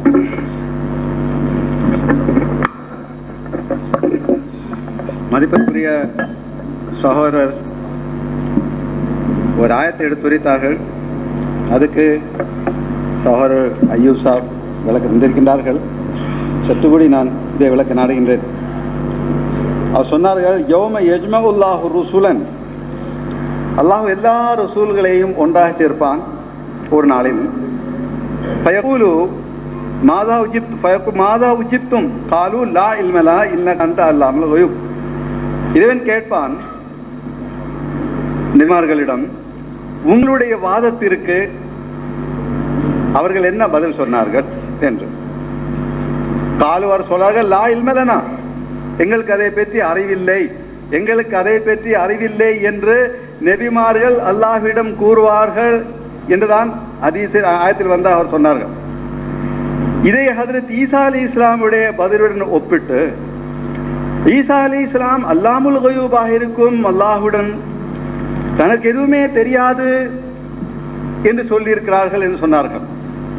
ஆனால் மஹ்ஷரில் என்ன விவாதம் நடைபெற போகின்றது என்று நாம் கவனிக்க வேண்டும். வைத காலல்லாஹு யா ஈஸா இப்ன மர்யம் அன்த குல்த லின்னாஸி தகுதுனி வ உம்மி இலாஹைனி மின் தூனில்லாஹ் என்ற அல்லாஹ்வுடைய கேள்விக்கு எனக்கு ஒன்றுமே தெரியாது என்று சொல்லி உட்கார்ந்திருந்தா போதும். ஏனால் விளக்கமான முறையில் பதில் சொல்லிக் கொண்டே இருக்கின்றார்கள் ஹஜ்ரத் ஈசா அலைஹிஸ்ஸலாம். எவ்வாறு காலு லா இல்ம லனா என்று அந்த நபிமார்கள் சொன்னதாக எடுத்துரைக்கின்றார்களோ, அதே போன்று மறுமையில் ஈசா அலைஹிஸ்ஸலாமிடம் இறைவன், இறைவா ஈசா, உன்னையும் உன்னுடைய தாயாரையும் இரு கடவுள்களாக வணங்க வேண்டுமே என்று நீ சொன்னீரா என்ற கேள்விக்கு எனக்கு ஒன்றுமே தெரியாது என்று மட்டும் சொன்னா போதாம் அல்லவா? அவ்வாறு சொல்லாமல் விளக்கமான முறையில் எடுத்துரைக்கின்றார்கள் ஹஜ்ரத் ஈசா அலைஹிஸ்ஸலாம். என்ன உரைக்கின்றார்கள்? சுபஹானகா மா யகூனு லி அன் அகூல மா லைஸ லி பிஹக்கின், எனக்கு உரிமை இல்லாதது எவ்வாறு என்னால் சொல்ல இயலும்? ஒரு பதில், லா இல்ம லனா என்று மட்டும் சொன்னால் போதும், லா இல்மலி, எனக்கு ஒன்றுமே தெரியாதுன்னு சொன்னால் போதும். அவ்வாறு சொல்லாமல் என்னமோ அல்லாஹ்வுக்கு தெரியாததை போன்று விளக்கமான முறையில் பதில் சொல்றார்கள். இன் குந்து குல்துஹு ஃபகத் அலிம்தஹு, நான் அவ்வாறு சொல்லி இருந்தால் உன்னால் புரிய முடியும், உனக்கு தெரியும். தாலவு மாஃபி, ஒரு உரையாற்றுகிறார்கள் ஹஜ்ரத் ஈசா அலைஹிஸ்ஸலாம் ரசூலுல்லாஹ் அல்லாஹ்விடம் முன்னால. இன் குந்து குல்து ஃபகத் அலிம்தஹு தாலவு மாஃபி நஃப்ஸி வல ஆலவு மாஃபி நஃப்ஸிகா, உன் உள்ளத்தில் உள்ளதே எனக்கு தெரியாது, என் உள்ளத்தில் உள்ளது உனக்கு தெரியும். இன்னக அன்த அல்லாமுல் குயூப் மா குல்து லஹும் இல்லா மா அமர்தனி பிஹி அனிபுதுல்லாஹ ரப்பி வ ரப்பக்கும் வ குன்து அலைஹிம் ஷஹீதம் மா தும்து ஃபீஹிம் ஃபலம்மா தவஃபைதனி குன்த அன்த ரகீப அலைஹிம் வ அன்த அலா குல்லி ஷைஇன் ஷஹீத். ஏன் இவ்வளவு விளக்கமாக உரையாற்ற வேண்டும்? அல்லாஹ்வுக்கு தெரியாதா? நீ வாரு சொன்னது உண்டா என்று சொல்றதுக்கு என்ன தெரியாது, இறைவன் சொல்லி உட்கார்ந்தா போதும் இல்ல? என்னமோ அல்லாஹ்வுக்கு தெரியாத மாதிரி விளக்கமான ஒரு விளக்கம் கொடுக்கிறார்கள். ஆகவே இந்த ஆயத்திற்கும் ஹஜ்ரத் ஈசா அலைஹிஸ்ஸலாம் ஃபலம்மா தவஃபைதனி குன்த அன்த ரகீப அலைஹிம் என்ற ஆயத்திற்கும் ஒரு தொடர்பு இல்லை. எனக்கு தெரியாது சொன்னா போதும். மற்றொன்று, இதுவும் மௌலவி அய்யூப் சாஹிப் சொன்னதான், கொஞ்சம் கூட சற்று நான் விளக்குகிறேன். ஃபலம்மா அஹஸ்ஸ ஈசா மின்ஹுமுல் குஃப்ரா என்ற ஆயத்தின் அடிப்படையில் ஈசா அலைஹிஸ்ஸலாம் உயிருடன் பூமியில் இருக்கும் போதே தமது சமுதாயத்தில் அவர் குஃப்ர் என்பதை பார்த்தார்கள் என்று சொன்னார்கள். இப்போ இது ரெண்டு விஷயங்கள் வருகின்றது. ஒன்று, ஹஜ்ரத் ஈசா அலைஹிஸ்ஸலாம் கூறினார்கள்,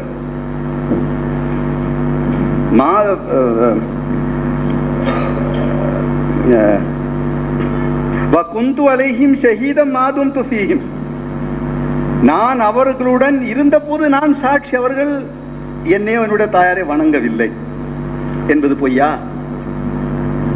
ஹஜ்ரத் ஈசா அலைஹிஸ்ஸலாம் மரணத்திற்கு முன் தமது சமுதாயத்தில் ஃபலம்மா அஹஸ்ஸ ஈசா மின்ஹுமுல் குஃப்ரை பார்த்திருந்தார்கள். நவுதுபில்லாஹ், ஹஜ்ரத் ஈசா அலைஹிஸ்ஸலாம் இங்கே பொய்யா சொல்றார்கள்?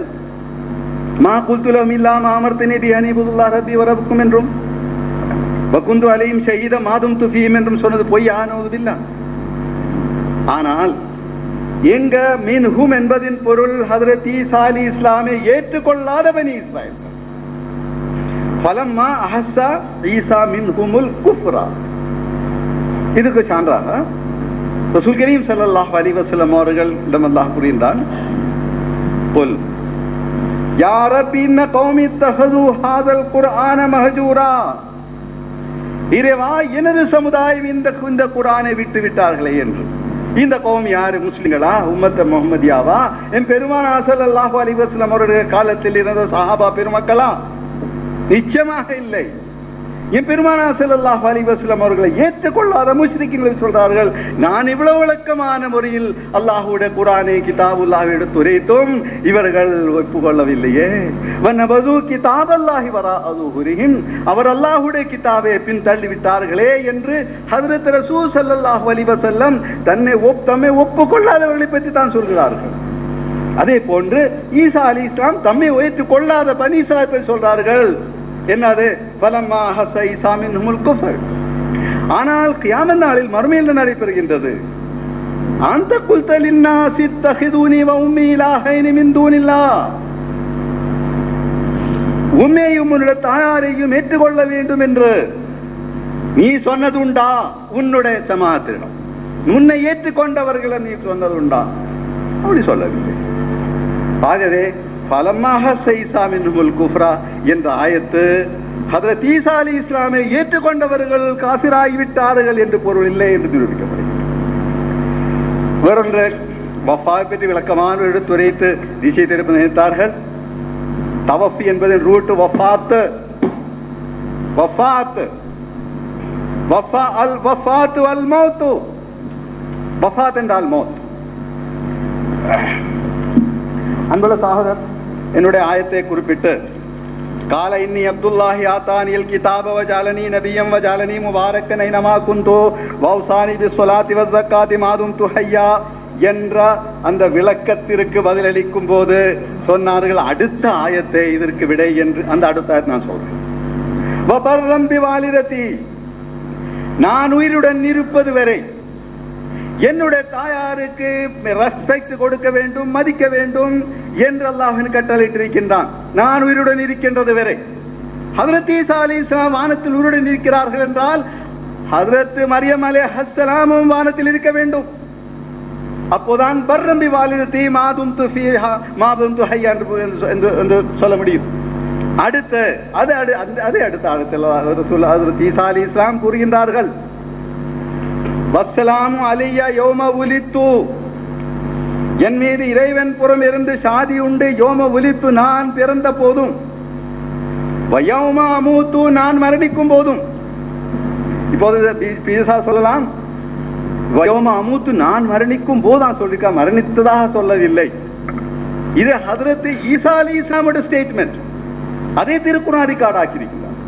இந்த ஸ்டேட்மெண்ட் ஈசா அலைஹிஸ்ஸலாமோட ரெக்கார்ட் செய்யப்படும் போது ஹதரத் ஈசா அலைஹிஸ்ஸலாமுடைய ஸ்டேட்மெண்ட் தான் திருக்குர்ஆனில் எடுத்து சேர்க்கப்பட்டிருக்கின்றது. வஸ்ஸலாமு அலைய யௌம உலித்து வயோம அமூத்து வயோம உபஅஸு ஹய்யா. அல்லாஹ்வுடைய சாந்தி எனக்கு கிடைக்கும் நான் பிறந்த பொழுது, நான் மரணிக்கும் போது, மரணத்திற்கு பிறகு உயிருடன் எழுப்பப்படும் போது. ஃபீஹா தஹ்யவுன வ ஃபீஹா தமூதுன வ மின்ஹா துக்ரஜூன். ஹஜ்ரத் ஈசா அலைஹிஸ்ஸலாம் ஒரு மனிதர்.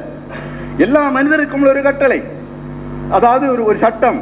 ஃபீஹா வலக்கும் ஃபில் அர்லி முஸ்தகர்ரும் வ மதாஉன் இலாஹின். ஃபில் அர்ல் இந்த பூமியில், வலக்கும் ஃபில் அர்லி முஸ்தகர்ரும் வ மதாஉன் இலாஹின். ஃபீஹா தஹ்யூனா இந்த பூமியிலே நீங்கள் உங்களுடைய ஹயாத் இருக்கும். வ ஃபீஹா தமூதுன் உங்களுடைய மரணமும் மௌத்தும் இந்த பூமியில் இருக்கும். வ மின்ஹா துக்ரஜூன் இந்த பூமியில் தான் நீங்கள் எழுப்பப்படுவீர்கள். இந்த மூன்று திசைகளிலும் அல்லாஹ்வுடைய அஸ்ஸலாம் ஹஜ்ரத் ஈசா அலைஹிஸ்ஸலாம் இருக்கும். வஸ்ஸலாமு அலையா யௌம உலித்து வ யௌம அமூத்து வ யௌம உபஅஸு ஹய்யா. ஆனால் மிகவும் முக்கியமான அல்லாஹ்வுடைய சலாமத்தை கிடைப்பது எப்போது? வானத்தில் உங்களை கூற்றின் அடிப்படையில் பூமியில் இருந்து வானத்திற்கு ஏற்றி செல்லப்பட்ட போதுதான் அந்த சலாம் கிடைக்க வேண்டும். இதை பற்றி சொல்லவில்லை. நான் ஒரு மனிதன் என்று நிறுவி காட்டும் அளவில் தான் சொல்லியிருக்கிறார்கள்.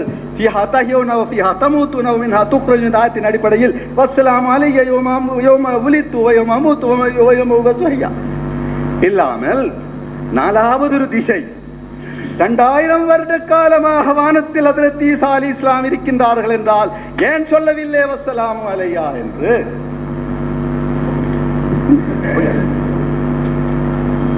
ஆகவே நாங்கள் பல விஷயங்கள் எடுத்துரைத்தோம். இதை பற்றி சொல்லவில்லை. ஆகவே அடிக்கடி அவர்கள் கூறுகின்ற இப்போ நானும் கூறுகின்றேன், தயவுசி இந்த தவஃபா என்ற விஷயம் விட்டு விடுங்கள். உங்களால் சொல்ல முடியாது. குர்ஆனில் இருந்தோ ஹதீஸில் இருந்தோ அகராதில் இருந்தோ வஃபாத் உங்களுக்கு நிரூபித்து காட்ட முடியாது. ஆகவே இந்த விஷயத்தை விட்டு விடுங்கள். அல்லாவிட்டால் ஆதாரத்தை காட்டு.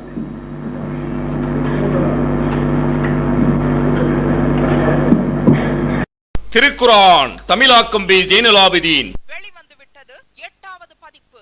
அனைவருக்கும் புரியும் எளிய நடை. தேவைப்படும் வசனங்களுக்கு தெளிவான விளக்கங்கள். கலை சொற்களின் விளக்கங்கள். திருக்குர்ஆன் எவ்வாறு அருளப்பட்டது, எவ்வாறு தொகுக்கப்பட்டது என்பது குறித்து முழுமையான விளக்கம். நபிகள் நாயகம் ஸல்லல்லாஹு அலைஹி வஸல்லம் காலம் முதல் இன்று வரை குர்ஆன் பாதுகாக்கப்பட்ட வரலாறு. திருக்குர்ஆன் இறைவனின் வார்த்தைகள் என்பதற்கான அடுக்கடுக்கான ஆதாரங்கள். முந்தைய பதிப்புகளை விட மெருகூட்டப்பட்ட செய்திகள், கூடுதலான பக்கங்கள், அழகிய வடிவமைப்பு, உயர்தரமான பைண்டிங். விலை ரூபாய் 300 மட்டுமே. வெளியீடு மூன் பப்ளிகேஷன், நம்பர் 83/3, முதல் மாடி, மூர்தரு, மண்ணடி, சென்னை 1. போன் 65690810.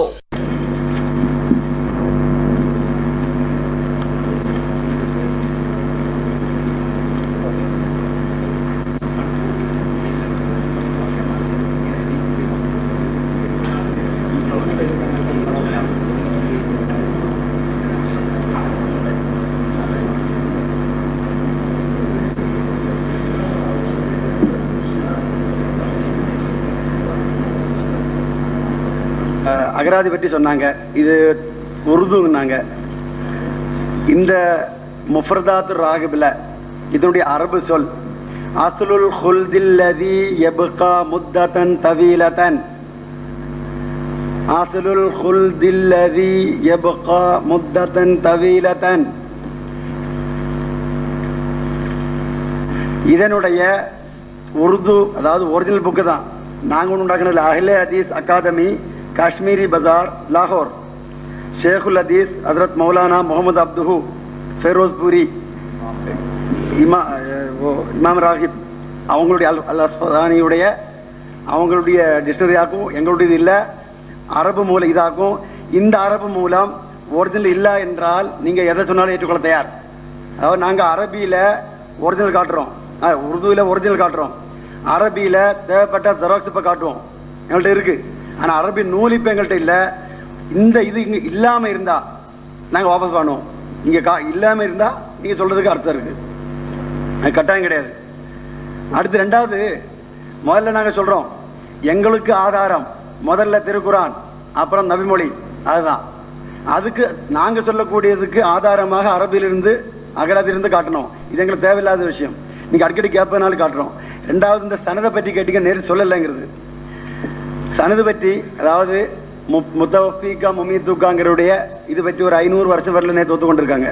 மேற்கொண்டுள்ள மற்ற வருஷங்களுக்குள்ள மற்ற ஆண்டுகளுக்குள்ள கேட்டுக்கிடுங்க. துர்ரே மன்சூர் இந்த அறிவிப்பை தப்சீர் இப்னு ஜரீரினுடைய மேற்கோளை காட்டி எழுதியிருக்கார்கள். அவர் 3வது நூற்றாண்டை சேர்ந்தவர். அடுத்து பத்ருத்தீன் ஐனி அவர்கள் உம்தத்துல் காரியில் இதனை அபி ஹாத்திமில் மேற்கோளையே கூறியிருக்கார்கள். சுயூத்தி இவர்கள் இத்துக்கானில் கூறுகிறார்கள், இப்னு அப்பாஸினுடைய ஏராளமான விரிவுரைகளுள் அலி இப்னு அபி தல்ஹாவுடைய விரிவுரை ஒன்று மட்டும்தான் மிகச்சிறந்தது, ஏற்றுக்கொள்ள தகுந்தது. அதன் அடிப்படையில் தான் இந்த அறிவிப்பு இருக்கிறது. இப்படியெல்லாம் இருந்தோம் ஏற்றுக்கொள்ள தேவை. உங்களால் முடியாவிட்டாலும் எங்களுடைய ஆதாரம் அதான் ஒன்றும் அசையாது.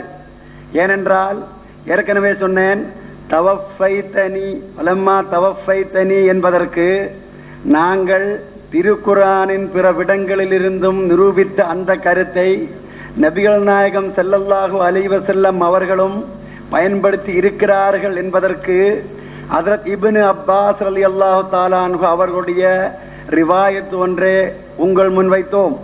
அது புகாரி நூலில் இடம்பெற்றிருக்கிறது. அதுவும் குறிப்பிட்ட வசனத்தின் விளக்கத்தில் வந்திருக்கிறது. அப்படி அல்லாஹ்வுடைய வசனத்திற்கு அல்லாஹ் பிற வசனங்களில் தரும் விளக்கத்தை உறுதிப்படுத்தும் வகையில் நபிகள் நாயகம் அவர்களுடைய அறிவிப்பை நமக்கு எட்ட வைக்கும் இப்னு அப்பாஸ் அவர்களுடைய கூற்றும் கருத்தும் அதுவாகவே இருந்திருக்கிறது. அந்த சொல்லுக்கு அந்த பொருளையே தந்திருக்கிறார்கள் என்று காட்டினால் அவர் சொன்னதனால் ஏற்றுக்கொள்ள வேண்டும் என்றில்லை. மாறாக இப்னு அப்பாஸினுடைய நிலை இஸ்லாத்தில் திருக்குரானை புரிந்து கொள்வதில் நமக்கு எல்லாருக்கும் ஏறக்குறைய ஒன்றுபட்டு நினைத்து தான் சொல்லியிருக்கோம். இருந்தாலும் ஆதாரம் இல்லை என்றால் ஈசா அலைஹிஸ்ஸலாம் இறந்தார் என்பதற்கு அது மட்டும் நாங்கள் ஆதாரமாக காட்டவில்லை.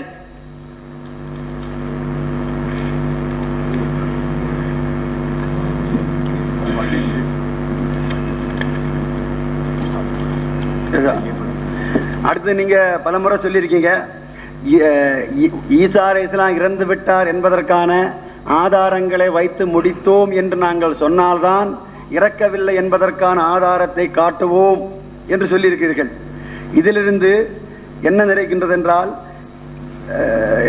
தெரிந்து கொள்ள வேண்டும் என்றால், இதுவரையிலும் ஈசா அலைஹிஸ்ஸலாம் உயிருடன் இருக்கிறார் என்பதற்காக எந்த வசனத்தையும் நீங்கள் காட்டவில்லை, எந்த ஆதாரத்தையும் காட்டவில்லை என்று ஒத்துக்கொண்டீர்கள். நன்றி. இதுக்கு முன்னில் நான் சொல்லியிருக்கிறேன், இதுவரையிலும் ஈசா அலைஹிஸ்ஸலாம் இறந்து விட்டார்கள் என்பதற்கு நாங்கள் வைக்கும் ஆதாரங்கள், வாதத்திற்கான ஆதாரங்களை நீங்கள் மறுத்தவையெல்லாம் மறுப்பு ஆகாது என்பதை திருக்குரான் நபிமொழியின் அடிப்படையில் நிரூபிப்பதோடு தொடர்ந்து நாங்கள் ஆதாரத்தை மேற்கொண்டு வைத்து வருகின்றோம். அந்த ஆதாரங்கள் புதுவாதம் அன்று, ஒரே வாதம் எங்களுக்கு ஈசா அலைஹிஸ்ஸலாம் இறந்து விட்டார்கள், அதற்கான ஆதாரங்களை தொடர்ந்து வைத்து வருகிறோம்.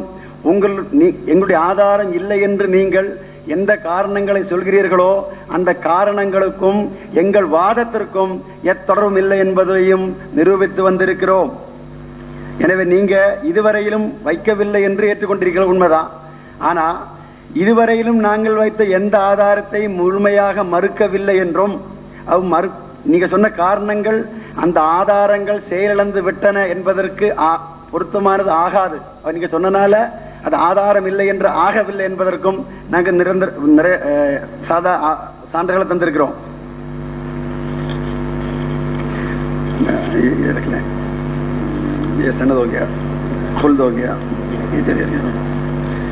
அடுத்து நீங்க தவஃபாவுக்கு குர்ஆன்ல இருந்து தான் தந்தோம் அப்படின்னு சொல்லிட்டு வரீங்க. நான் கேட்கிறேன், இந்த லைலுங்கிறது கரீனா கிடையாதுங்கிறீங்க. சரி, என்னதான் இருந்தாலும் அங்க நீங்க சொல்லக்கூடிய பொருள் இருக்கா அல்லது நாங்க சொல்லக்கூடிய பொருள் இருக்கா? நீங்க ஏன் அந்த கருத்துக்கு வர மாட்டீங்க? ஏன் அசலை விட்டுக்கிட்டு கிளையை பிடிச்சு ஆடுறீங்க? என்ன கேட்கிறோம், தவஃபாங்கிற சொல்லுக்கு உடலோட தூக்குதல் என்று ஒரு காட்டுங்களேன்னு சொன்னா அதை காட்ட மாட்டீங்க. நாங்க என்ன சொல்றோம், கரீனா இருந்தாலும் இல்லாவிட்டாலும் உடலோடு தூக்கி கொள்ளுதல், உடலோடு தூக்கி கொள்ளுதல் என்ற பொருள் இல்லைன்னு தான் சொல்றோம். ஒன்றை கூட காட்டல. ஆனா கடைசி அழகான ஒண்ணு சொல்லிட்டாங்க, உலகத்திலேயே ஒரே ஒரு ஆளைத்தான் தூக்கி இருக்கிறான் இறைவன். அதாவது உங்களுடைய கற்பனையில் எந்த ஒரு நபர் தூக்கப்பட்டதாக நினைக்கிறீர்களோ அந்த கற்பனையே உங்களிடம் உங்களுடைய வாதத்திற்கு ஆதாரமாக இருக்கிறது என்று உறுதியாக பேச நான் ஆசைப்படுகிறேன். நாங்கள் எந்த ஒரு பொருளை சொல்கிறோமோ உறுதியாக உடலோட தூக்கிக் கொள்கிறான், உடலோட தூக்கிக் கொள்வது இல்லை என்பதற்கும், உடல் இல்லை ரூகை மட்டும்தான் எடுத்துக் கொள்கிறான் என்பதற்கு ஆதாரமாக நாங்கள் குர்ஆனிலிருந்து ஏராளமான வசனங்களை காட்டுகிறோம். நீங்களோ உடலோடு தூக்கிக் கொள்ளுதல் என்று பொருள் இருக்கிறது என்று சொல்லிவிட்டு ஒரு ஆதாரம் கூட காட்ட முடியாது என்று சொல்லி இறுதியில் அல்லாஹ்வின் அருளால் இந்த ஒருவர் மட்டும்தான் அவர் எடுத்துக்கொண்டார்கள் என்று சொன்னீர்கள். அதற்கு நீங்கள் கற்பனையில் நினைக்கிறீர்கள் இதற்கு இந்த பொருள் தான் என்று. இந்த பொருள் இந்த இடத்தில் பொருந்தாது என்று அகராதியின் அடிப்படையில் நீங்க சொன்ன வசனத்தை இங்க பொருந்தாது என்று நிரூபித்திருக்கிறோம். அதாவது எந்த வகையில் இந்த சொல் இங்கே அமைந்திருக்கிறதோ அதற்கு அந்த பொருள் இல்லை என்பது எங்கள் வாதம். அந்த பொருள் தான் அந்த இடத்தில் இருக்கிறது என்றால் நிச்சயமாக அந்த பொருளில் பிற இடங்களில் பயன்பட்டிருக்க வேண்டும். அவ்வாறு பயன்படவில்லை என்றால் இந்த ஒரு ஆள் மட்டும்தான் என்று சொன்னால் அதன் பொருள் உங்களிடம் அது தவிர இருக்கிறார் வானத்தில் என்பது தவிர, அந்த எண்ணத்தை தவிர, கற்பனையை தவிர வேற ஆதாரம் இல்லை உங்கள் வாதத்திற்கு என்றாகிவிடும். உண்மைதான். தவஃபா என்பது வஃபாத்து என்ற மஸ்தரை கொண்டது நாங்க சொல்றோம், நீங்க வஃபாங்கிறீங்க, அது கிடையாது நாங்க சொல்றோம். நீங்க தவறாக இந்த இடத்தில் அதாவது இந்த இடத்தில் தவஃபா என்ற சொல் பயன்படுத்தப்பட்டிருக்கிறது, அதனுடைய மஸ்தர் தவறான ஒன்றை சொல்கிறீர்கள், வஃபாவிலிருந்து வந்திருக்கிறது என்றீர்கள். இப்ப ரூட்டை மஸ்தர்னு மாற்றம் நினைச்சுக்க வேண்டாம். முதல்ல நான் ரூட்டேன்னு சொன்னா உங்களுக்கு ஒருவேளை ஏன்னா ஹதீஸை படித்து புரிந்து கொள்ளலாம். ரசூலை கரீம் ஸல்லல்லாஹு அலைஹி வஸல்லம் அவர்கள் தவஃபா என்ற தவஃபி என்ற சொல்லிற்கு மஸ்தராக பயன்படுத்தியது வஃபாத் ஆகும். அந்த வஃபாத்திலிருந்து தான் கபல் ரூஹ் என்பதை காட்டினோம். அவங்க சொன்னாங்க நீங்க படித்து காட்டின ஆதாரம் கூட வாவில் தானே ஆரம்பிக்குது என்றார்கள். என்ன பிரச்சனை, என்ன வந்தது? வஃபாத்து கபல ரூஹு, அதுதான் நாங்க சொல்றோம், ரூஹை கபது செய்வது. இது தவிர உடலோடு உயிருள்ள ஒரு மனிதனை அல்லது உயிருள்ள ஒரு பொருளை, அந்த பொருளை உயிர் இல்லாம அதை சேர்த்து தூக்குவது என்று எங்கேயாச்சும் இருந்தா காட்டுக்கொண்டு சொல்றோம், இல்லைன்னு ஒத்துக்கொண்டீங்க. அதாவது எந்த ஒரு பொருளை நீங்க சொல்றீர்களோ அந்த பொருள் அதற்கு இருக்கிறதாக வேற சான்றால் உங்களால் நிரூபிக்க முடியாது. அப்புறம் எத்தவப்பாவுன்னல் மவுத் இந்த இதெல்லாம் சொல்றீங்க. நீங்க அந்த வசனத்தை படிங்க. இங்க ஹீன மௌத்திஹா வல்லத்தி லம் தமுத், அது ஏன் காண மாட்டீங்க? எத்தவஃபல் அன்ஃபுஸ ஹீன மௌத்திஹா, அதாவது இங்க மௌத்துன்னு இருக்கிறத, அப்புறம் எத்தவஃபாக்கும் பில் லைலி, லைலில் நேர்ந்த மரணமான்னு கேட்டாங்க. ரசூலே கரீம் ஸல்லல்லாஹு அலைஹி வஸல்லம் நமக்கு சொல்றாங்க நீங்க தூங்கி முழித்தோட சொல்லுங்க அல்ஹம்துலில்லாஹி அல்லதி அஹ்யானா பஅதமா மாத்தனா, அது மௌத்து தான். அதுவும் இஸ்தியார், அது வேற ஊமை ரூபியெல்லாம் மரணம் தான். சரிங்க, இந்த பொருளையாவது உங்களால கொள்ள முடியுதா? அதாவது எந்த ஒரு கரியை நீங்க கொண்டுறீல, அதாவது அந்த பெண்களை பற்றி எல்லாம் சொல்றீங்க, அதுக்கு நீங்க சொல்லக்கூடிய பொருளையாவது இந்த இடத்தில் பொருந்த முடியுதா? ஈசா அலைஹிஸ்ஸலாம் அவர்களை அப்படி தூக்கத்தில் எடுத்தா, நீங்க இந்த கரீனாவுடைய பொருள் எடுத்தாலும், இந்த கரீனாவோட சேர்ந்த குர்ஆனில் உள்ள அந்த பொருளை எடுத்தாலும் உடல் எங்க? உடல்ல தான் தூக்கமா இருந்தாலும் எடுத்துக்கொள்வது உயிரைத்தான், ரூஹத்தான், ஆத்மாவைத்தான். உடல் அங்கே தான் கிடைக்கும். எங்கேன்னு காட்டுங்க அந்த உடலை, அதான் கேட்கிறோம். அந்த உடல் தான் இல்லைன்னா வேற இடத்துல சொல்றான். நாங்க கற்பனை ஒண்ணு பண்ணி சொல்லல, பார்த்து சொல்லுங்க. அப்புறம் எத்தவஃபாக்கும் மலக்குல் மவுத்துங்க, மவுத்து வந்திருக்க, இதெல்லாம் சொல்றீங்க. நீங்க என்ன பொருள் கொள்றீங்க அதை சொல்லுங்க. நீங்க அதையே சொல்ல மாட்டேங்க, மவுத்துன்னு இருக்கு, இருந்தா என்ன? நாங்க இல்லைன்னு சொல்லலையே. நாங்க என்ன சொல்றோம்?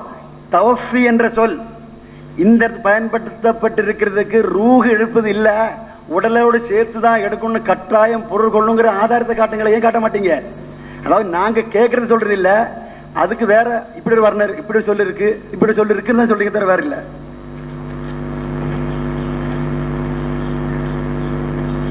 அப்புறம் அந்த வசியத்துக்கு பர்ரன் இல்ல இன்னொன்னு தவஃபனா மால் அப்ரார், அது பற்றி ஒன்று சொன்னீங்க. அதாவது நாங்க ரெண்டு பேரும் தொடர்ந்து பேசணும். அதாவது எந்த ஒரு பொருளை நாங்க வலியுறுத்தினோமோ அது நீங்க உங்க வாயாலே அழகா சொல்லிட்டீங்க, நன்றி, அல்ஹம்துலில்லாஹ். என்ன தெரியுமா நீங்க சொன்னத? தவஃபனா மால் அப்ரார் என்று துஆ செய்யும் எந்த முஸ்லிமும் உடலோடு தூக்கிக் கொள்வாயாக என்ற பொருளில் துஆ செய்வது இல்லை. அதாவது உலகில் இது நாள் வரையிலும் நீங்க சொல்லக்கூடிய அந்த பொருளின்படி எவரும் அந்த பொருள் இந்த சொல்லு கொண்டதில்லை என்று ஒத்துக்கொண்டீங்க. நாங்க அதான் சொல்லிட்டு வர்றோம். ஒத்த வஃபனா மல் அப்ரார் என்று இஸ்லாம் தோன்றிய நாளிலிருந்து சொல்லி வரும் அத்தனை முஸ்லிம்களும் ரூஹ எடுப்பதற்கு மட்டும்தான் அந்த பொருளை பயன்படுத்தி அந்த சொல்லை பயன்படுத்தி இருக்கிறார்களே தவிர உடலோடு தூக்கிக் கொள்கள் என்று நீங்கள் கருதுகிறீர்களே, தவறாக இல்லாத பொருள். அந்த பொருள் இதற்கு இல்லை என்றே சாதித்து வந்தோம். அதை நீங்க உங்க வாயாலே சொன்னீங்க. ஆமா, உண்மைதான். இந்த சொல்லுக்கு அந்த பொருள் இருப்பதாக எந்த முஸ்லிமும் நம்புறது இல்ல, எதிர்பார்க்கறது இல்ல. நீங்க அல்ஹம்துலில்லாஹ்.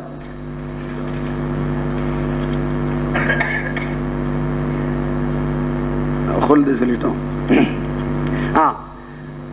தும்து ஹையன் பர்ரன், பர்ரன் அதாவது பர்ரன் ஹையன் ரெண்டு சொல்றீங்க. இந்த வசனத்தை படிங்க. எங்க இருக்கு இந்த வசனம்? சூரா ஆஹா இல்லையே, 19 வரும்.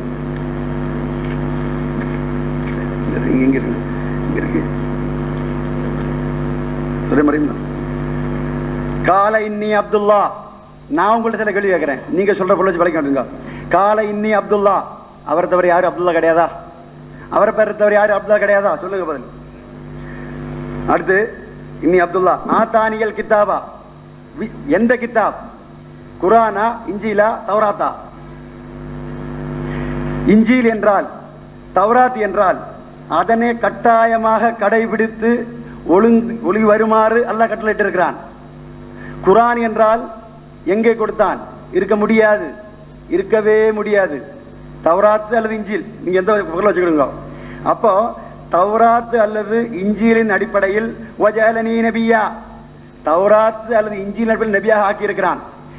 அப்புறம் அவுசானி வஜஅலனி முபாரகன் சொன்னீங்க. எங்கிருந்தாலும் அருளுக்குறதாக இருக்கணும். எந்தெந்த அருள் எனக்கு அல்லாஹ் வழங்கி இருக்கிறானோ எங்கிருந்தாலும் அந்த அருள் என்னுடனே இருக்கும். நல்லா வாசிங்க, அப்புறம் உங்களுக்கு பயன்படலாம். அவுசானி பிஸ்ஸலாத். அவசானி என்ன? உறுதியாக கட்டாயமாக கடைபிடிக்குமாறு செஞ்சிருக்கான். பிஸ்ஸலாத்தி வஸ்ஸகாத்தி மாதும் துஹய்யா. உயிரோடு இருக்கும் நாள் வரையிலும் ஸலாத்து, ஜக்காத்து, இந்த விஷயம். இப்போ தௌராத்தின் அடிப்படையில் அவர் இதை கட்டாயம் கடைபிடித்து வர வேண்டும். எதுவரை? மாதும் துஹய்யா, அதுவரை. பர்ரம்பி வாலிதத்தி, தாயாருக்கு உதவி செய்ய வேண்டும். நீங்க உதவி செய்ய வேண்டுங்கிற பொருள் இருக்கலாம், இல்லைன்னு எனக்கு ஒன்றும் ஆட்சேபனை கிடையாது. அதாவது எந்த பொருளை பற்றி எங்களுக்கு பிரச்சனை இல்லாத நம்ம தூக்கி அரச வேண்டிய தேவையில்லை, அது எங்க இருக்குன்னு காட்ட வேண்டிய தேவையில்லை, நான் தான் விட்டுறேன். இல்லாட்டா வேற மஜாதி பொருள் கொள்ள வேண்டிய வேண்டாம். இப்போ பர்ரம்பி வாலிதத்தி, இதுல தாயோடு நல்ல முறையில் நடந்து கொள்ள வேண்டும் அப்படி சொல்றாங்க. அல்லாஹ் சொல்றான். அல்லாஹ் அதாவது இப்படி கட்டாயமா கடமைப்படுத்தி இருக்கான். சரி, தாயார் உயிரோடு இருந்தாதான் செய்ய முடியும். நீங்க சரிதான். ஈசா அலைஹிஸ்ஸலாம் உயிரோடு இருந்தா தான் செய்ய முடியும். ரெண்டு ஒண்ணுதான். தாய் இல்லை என்றால் அது செய்ய முடியாது. அப்படி இது கட்டாயம் இல்லாம இருந்தா இந்த வசனங்க அவுசானி கட்டாய கடமையாக ஆக்கப்பட்டுள்ளேன். இந்த அழுத்தம் ஏன்? ஒன்று, மாதும் து ஹையா என்ற கைது நிபந்தனை ஷர்த்து உயிரோடு இருக்கும் நாள் வரையிலும் என்று ஏன் சொல்லப்பட்டிருக்கு? நீங்க சொல்லக்கூடிய கருத்து தான் இறந்து போனாலும் அப்படின்னு வாழ்க்கை இருக்கலாங்கிறீங்க. அல்லாஹ் என்ன சொல்றான்? உயிரோடு இருக்கும் நாள் வரையிலும் செய்தாக வேண்டும் கட்டாயமாக. இன்னும் அல்லாஹ் சொல்றபடி தௌராத்து அல்லது இஞ்சிலின் அடிப்படையில் தான் செய்து வர வேண்டும். இந்த உலகத்தில் வந்துமே அவங்க அதை தான் செய்ய போறாங்க. உங்க கருத்துப்படி, உங்களுடைய கருத்துப்படி ஈசா அலைஹிஸ்ஸலாம் மீண்டும் இந்த உலகிற்கு வந்தால் தௌராத் அல்லது இஞ்சிலின் அடிப்படையில் தொழுது வருவார், ஜக்காத்து கொடுத்து வருவார், மற்ற வணக்கங்களை செய்து வருவார், திருக்குரானே தொடமாட்டார் என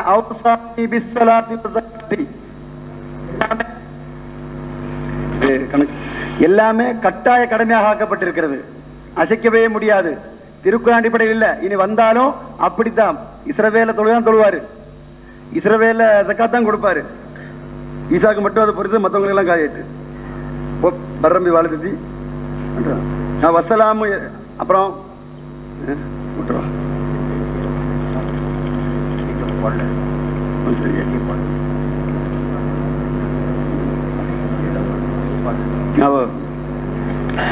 அப்புறம் லா யுகல்லிஃபுல்லாஹு நஃப்ஸன் இல்லா உஸாஹா, உயிரோடு இருக்கும் வரை செய்ய முடியாத நிலைமை இருந்தா விட்டுறலாம். அல்லாஹ் சொல்றான், ஒரு மனிதனால் முடியாத அல்லாஹ் சொல்ல மாட்டான். ஈசா அலைஹிஸ்ஸலாம் உயிரோடு இருக்கும் நாள் வரையிலும் எதை அவரால் கட்டாயமாக செய்ய முடியுமோ அதைத்தான் அல்லாஹ் சொல்லுவான். இது என்னுடைய வார்த்தை இல்ல, அல்லாஹ்வுடைய வார்த்தை. அப்ப கட்டாய கடமையாக ஆக்கி இருக்கிறதோ இது எதை குறிக்குதுன்னா, உயிரோடு இருக்கும் நாள் வரையும் செஞ்சிருக்க வேண்டும். என்றைக்கு தௌராத் இஞ்சில் மன்சூக் ஆகிவிட்டதோ அன்றைக்கு அத்தனை விஷயம் போய்விட்டது. அதாவது மவுத் நிகழ்ந்து விட்டது. என கட்டாய கடமையாக ஆக்கி இருப்பதனால் இனிமேல் செய்ய முடியாதது என்றால் அதற்கான வார்த்தை அங்க இருக்கும். அதாவது எதுவரை உன்னுடைய ஷரியத் இருக்கிறதோ, உன்னுடைய நுபுவத் இருக்கிறதோ, இப்படி ஒண்ணு சொல்லல, உயிர் வாழ்தல் தான் சொல்லப்பட்டிருக்கு. அப்ப உயிர் வாழ்ந்தது வரையிலும் அதைத்தான் கடைபிடிச்சு வரணும். அப்படி கடைபிடித்து வர முடியாதது இருந்தால் அல்லாஹ் அதை கட்டாய கடமையாக ஆக்க மாட்டான். இன்றைக்கு கடைபிடித்து வர முடியாது என்பது 100% உண்மை. என்றைக்கு திருக்குர்ஆன் உலகத்தில் இறங்கி இருக்கிறதோ அதன் பின்னர் அது செய்ய அல்லாஹ் கட்டாய கடமையாக ஆக்க மாட்டான், ஆக்கவில்லை. திருக்குர்ஆன் வந்ததன் பின்னர் இறைவனிடத்தில் ஏற்றுக்கொள்ளப்படக்கூடிய தொழுகை, ஜக்காத் எல்லாம் குர்ஆன் கூறுவதுதான். அதை கடைபிடிப்பதற்கு ஈசாவால் முடியாது. ஏன்னா உயிரோடு இருக்கும் வரை அதைத்தான் கடைபிடிக்கணும். எனவே அல்லாஹ் ஒருவரால் இயலாததை சொல்ல மாட்டான் என்பதன் அடிப்படையில் ஈசாவுக்கு உயிரோடு இருக்கும் நாள் வரை தௌராத் இஞ்சில் அடிப்படையிலான தொழுகையும் ஜக்காத்தும் கட்டாய கடமையாகி இருக்க, இனிமேல் அவரால் அதை செய்ய முடியாது. முடியாது என்றால் உயிருடன் இல்லை, இறந்து போய்விட்டார் என்பதே சான்றாகும். அடுத்து சரி, அவ்வளவுதான்.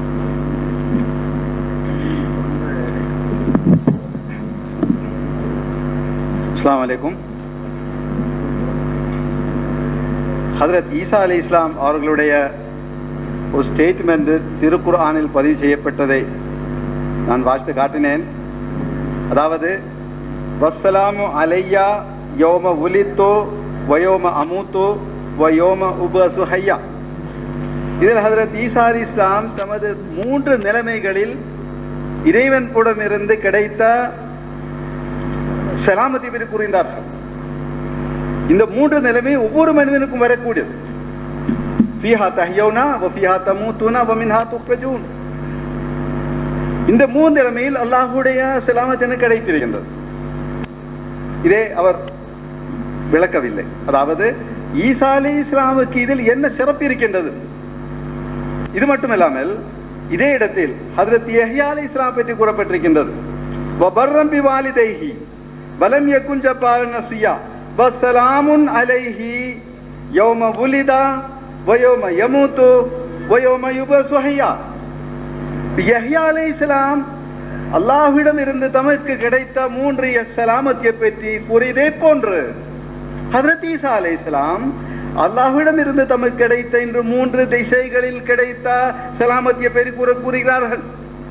ஆனால் ஹஜ்ரத் ஈசா அலைஹிஸ்ஸலாம் மரணிக்காமல் வானத்தில் போய்விட்டார்கள் என்று நீங்கள் கூறும்போது அதுதான் முக்கியமான சலாமத்தியாக இருக்க வேண்டும்.